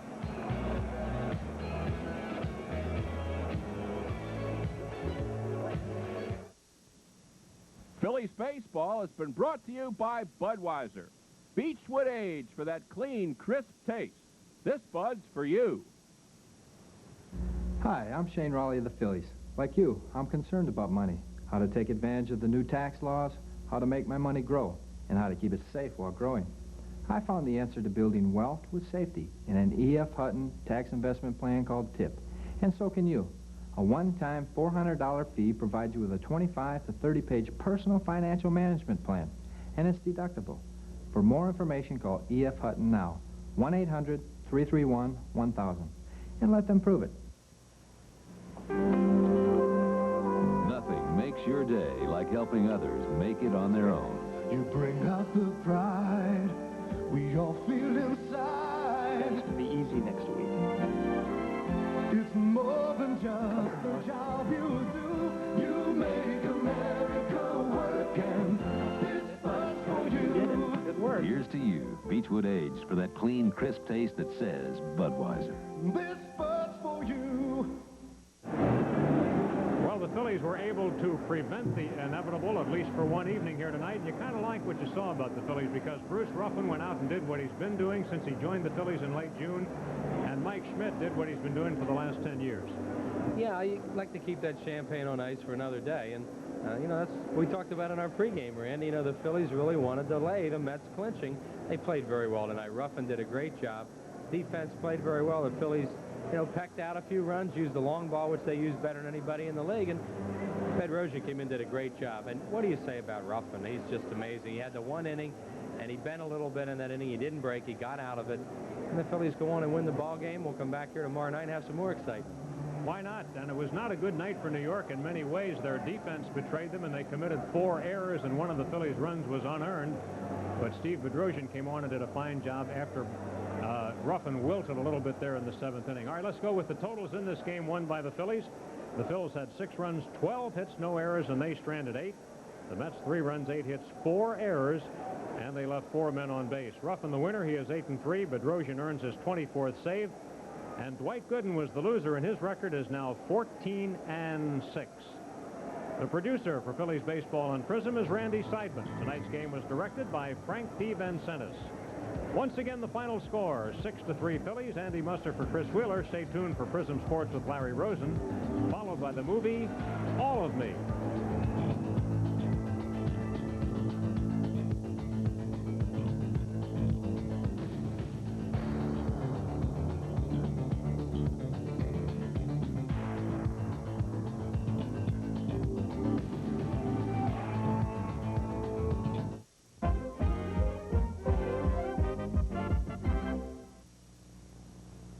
Good evening, everybody. Welcome. This is our post-game edition of Prism Sports Tonight. I'm Larry Rosen. It was a tension-filled Veterans Stadium, a sea of blue out in front of the ballpark about 6:30 tonight as thousands of Met fans came down to Veterans Stadium to try to see a piece of history, which will be the first division title in 13 years for these New York Mets. But really, the inevitable has now been delayed for at least a night because the Phillies played some good baseball. The Mets did not look like world beaters as they have for the course of the season. Bruce Ruffin out-pitching Dwight Gooden. The Phillies get a home run from Michael Jack, go on to close it out, win it by a final score of 6-3. We'll go back, recap all the key action from tonight's Prism exclusive, where again, the Mets had that opportunity if Dwight Gooden could carry them home, and Dr. K, not his normal overpowering self, and his outfield didn't help much either. Mookie Wilson here in center field will misjudge the line shot from Von Hayes. Mill Thompson scores 83 RBIs now for Vaughn, a career high. Then Vaughn comes back, hits one that Mookie has some more difficulty with. This is a single. It will roll all the way back to the wall. Hayes will make third. Another bobble, a two-base error. And there he is at third base. And Mike Schmidt hits a rocket right at Ray Knight. He juggles, comes up, and throws late. Ruled an error. Hayes scored. It was 2-0. Again, that Bruce Ruffin in control early on, getting all those worm balls here and around the horn. Smooth 5-4-3 double play in inning number 5. A two-hitter through 5 for Ruff, and then the big blow of the ball game. Michael Jack gets a two-strike heater right down Broadway, drives it well on out of here to dead center field. Home run number 493 to tie Lou Gehrig in the career 109 in RBIs to lead the league, 35 home runs. MVP numbers from Michael Jack. Mets, of course, will come back, as they've done so often all year. A Darryl Strawberry single past Juan Samuel. Plates Hernandez with the first run. It was 5-1. Then Tim Tuffle, a double down the line. Fair ball will roll to the corner. Carter will score. Then Darryl Strawberry runs through a stop sign, surprises Steve Jeltz, who double clutches, throws high. Strawberry safe, 5-3. But Louis Aguayo off Rick Anderson hits one that curls into that foul netting for a home run to give the Phillies the insurance run they needed.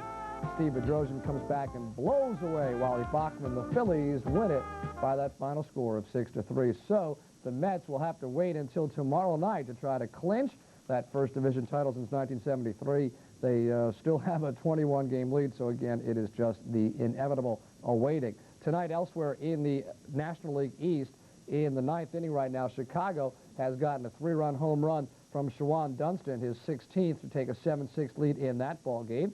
At Busch Stadium, starter Bob Forge, who is now the leader among pitchers' active home runs in the National League with Carlton in the American League, a 3-run shot, his second of the season. That's the scoring for those Cardinals. It's 3-3. Now, in the National League Western Division, the magic number for the Astros now down to 14, as Cincinnati and San Francisco kind of holding on, trying to stay alive out in the West. And tonight, as we go to the scoreboard, just underway at San Diego, Houston and San Diego are scoreless in the first inning. Cincinnati and Los Angeles at 10:35, Atlanta and San Francisco at 11:05. In the American League East, that had been a pennant race for about 2 weeks when the Blue Jays made a big-time run, but the Red Sox magic number is now down to 14 games, and they are cruising to what should be an easy division title. As we look at the scores on this evening, the Sox again having a big ball game courtesy of the long ball. Bill Buckner, a 2-run shot, his 16th. He has 4 RBIs in the night, also with a solo home run,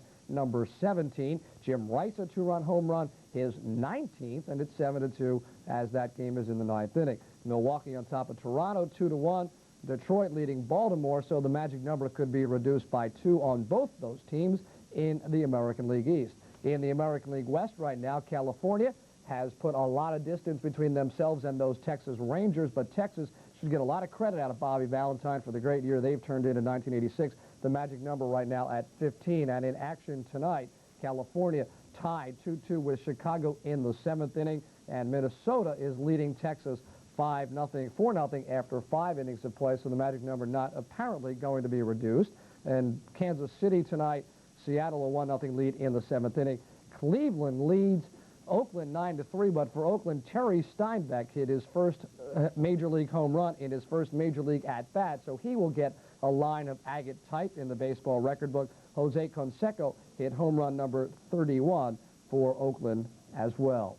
The Minnesota Twins have fired manager Ray Miller, replaced him with third base coach Tom Kelly for the rest of this season. The Twins are 59-80, last place in the American League West, the second worst record in baseball. Now to football, where the Eagles face the Chicago Bears this Sunday at Soldier Field. Mike Tomczak will start in place of the injured Jim McMahon. Eagles coach Buddy Ryan says he doesn't think it's going to change the game plan one little bit. I don't think he'll play. My oldest boy was there at the game, and he called me last night and said he thought he dislocated his shoulder.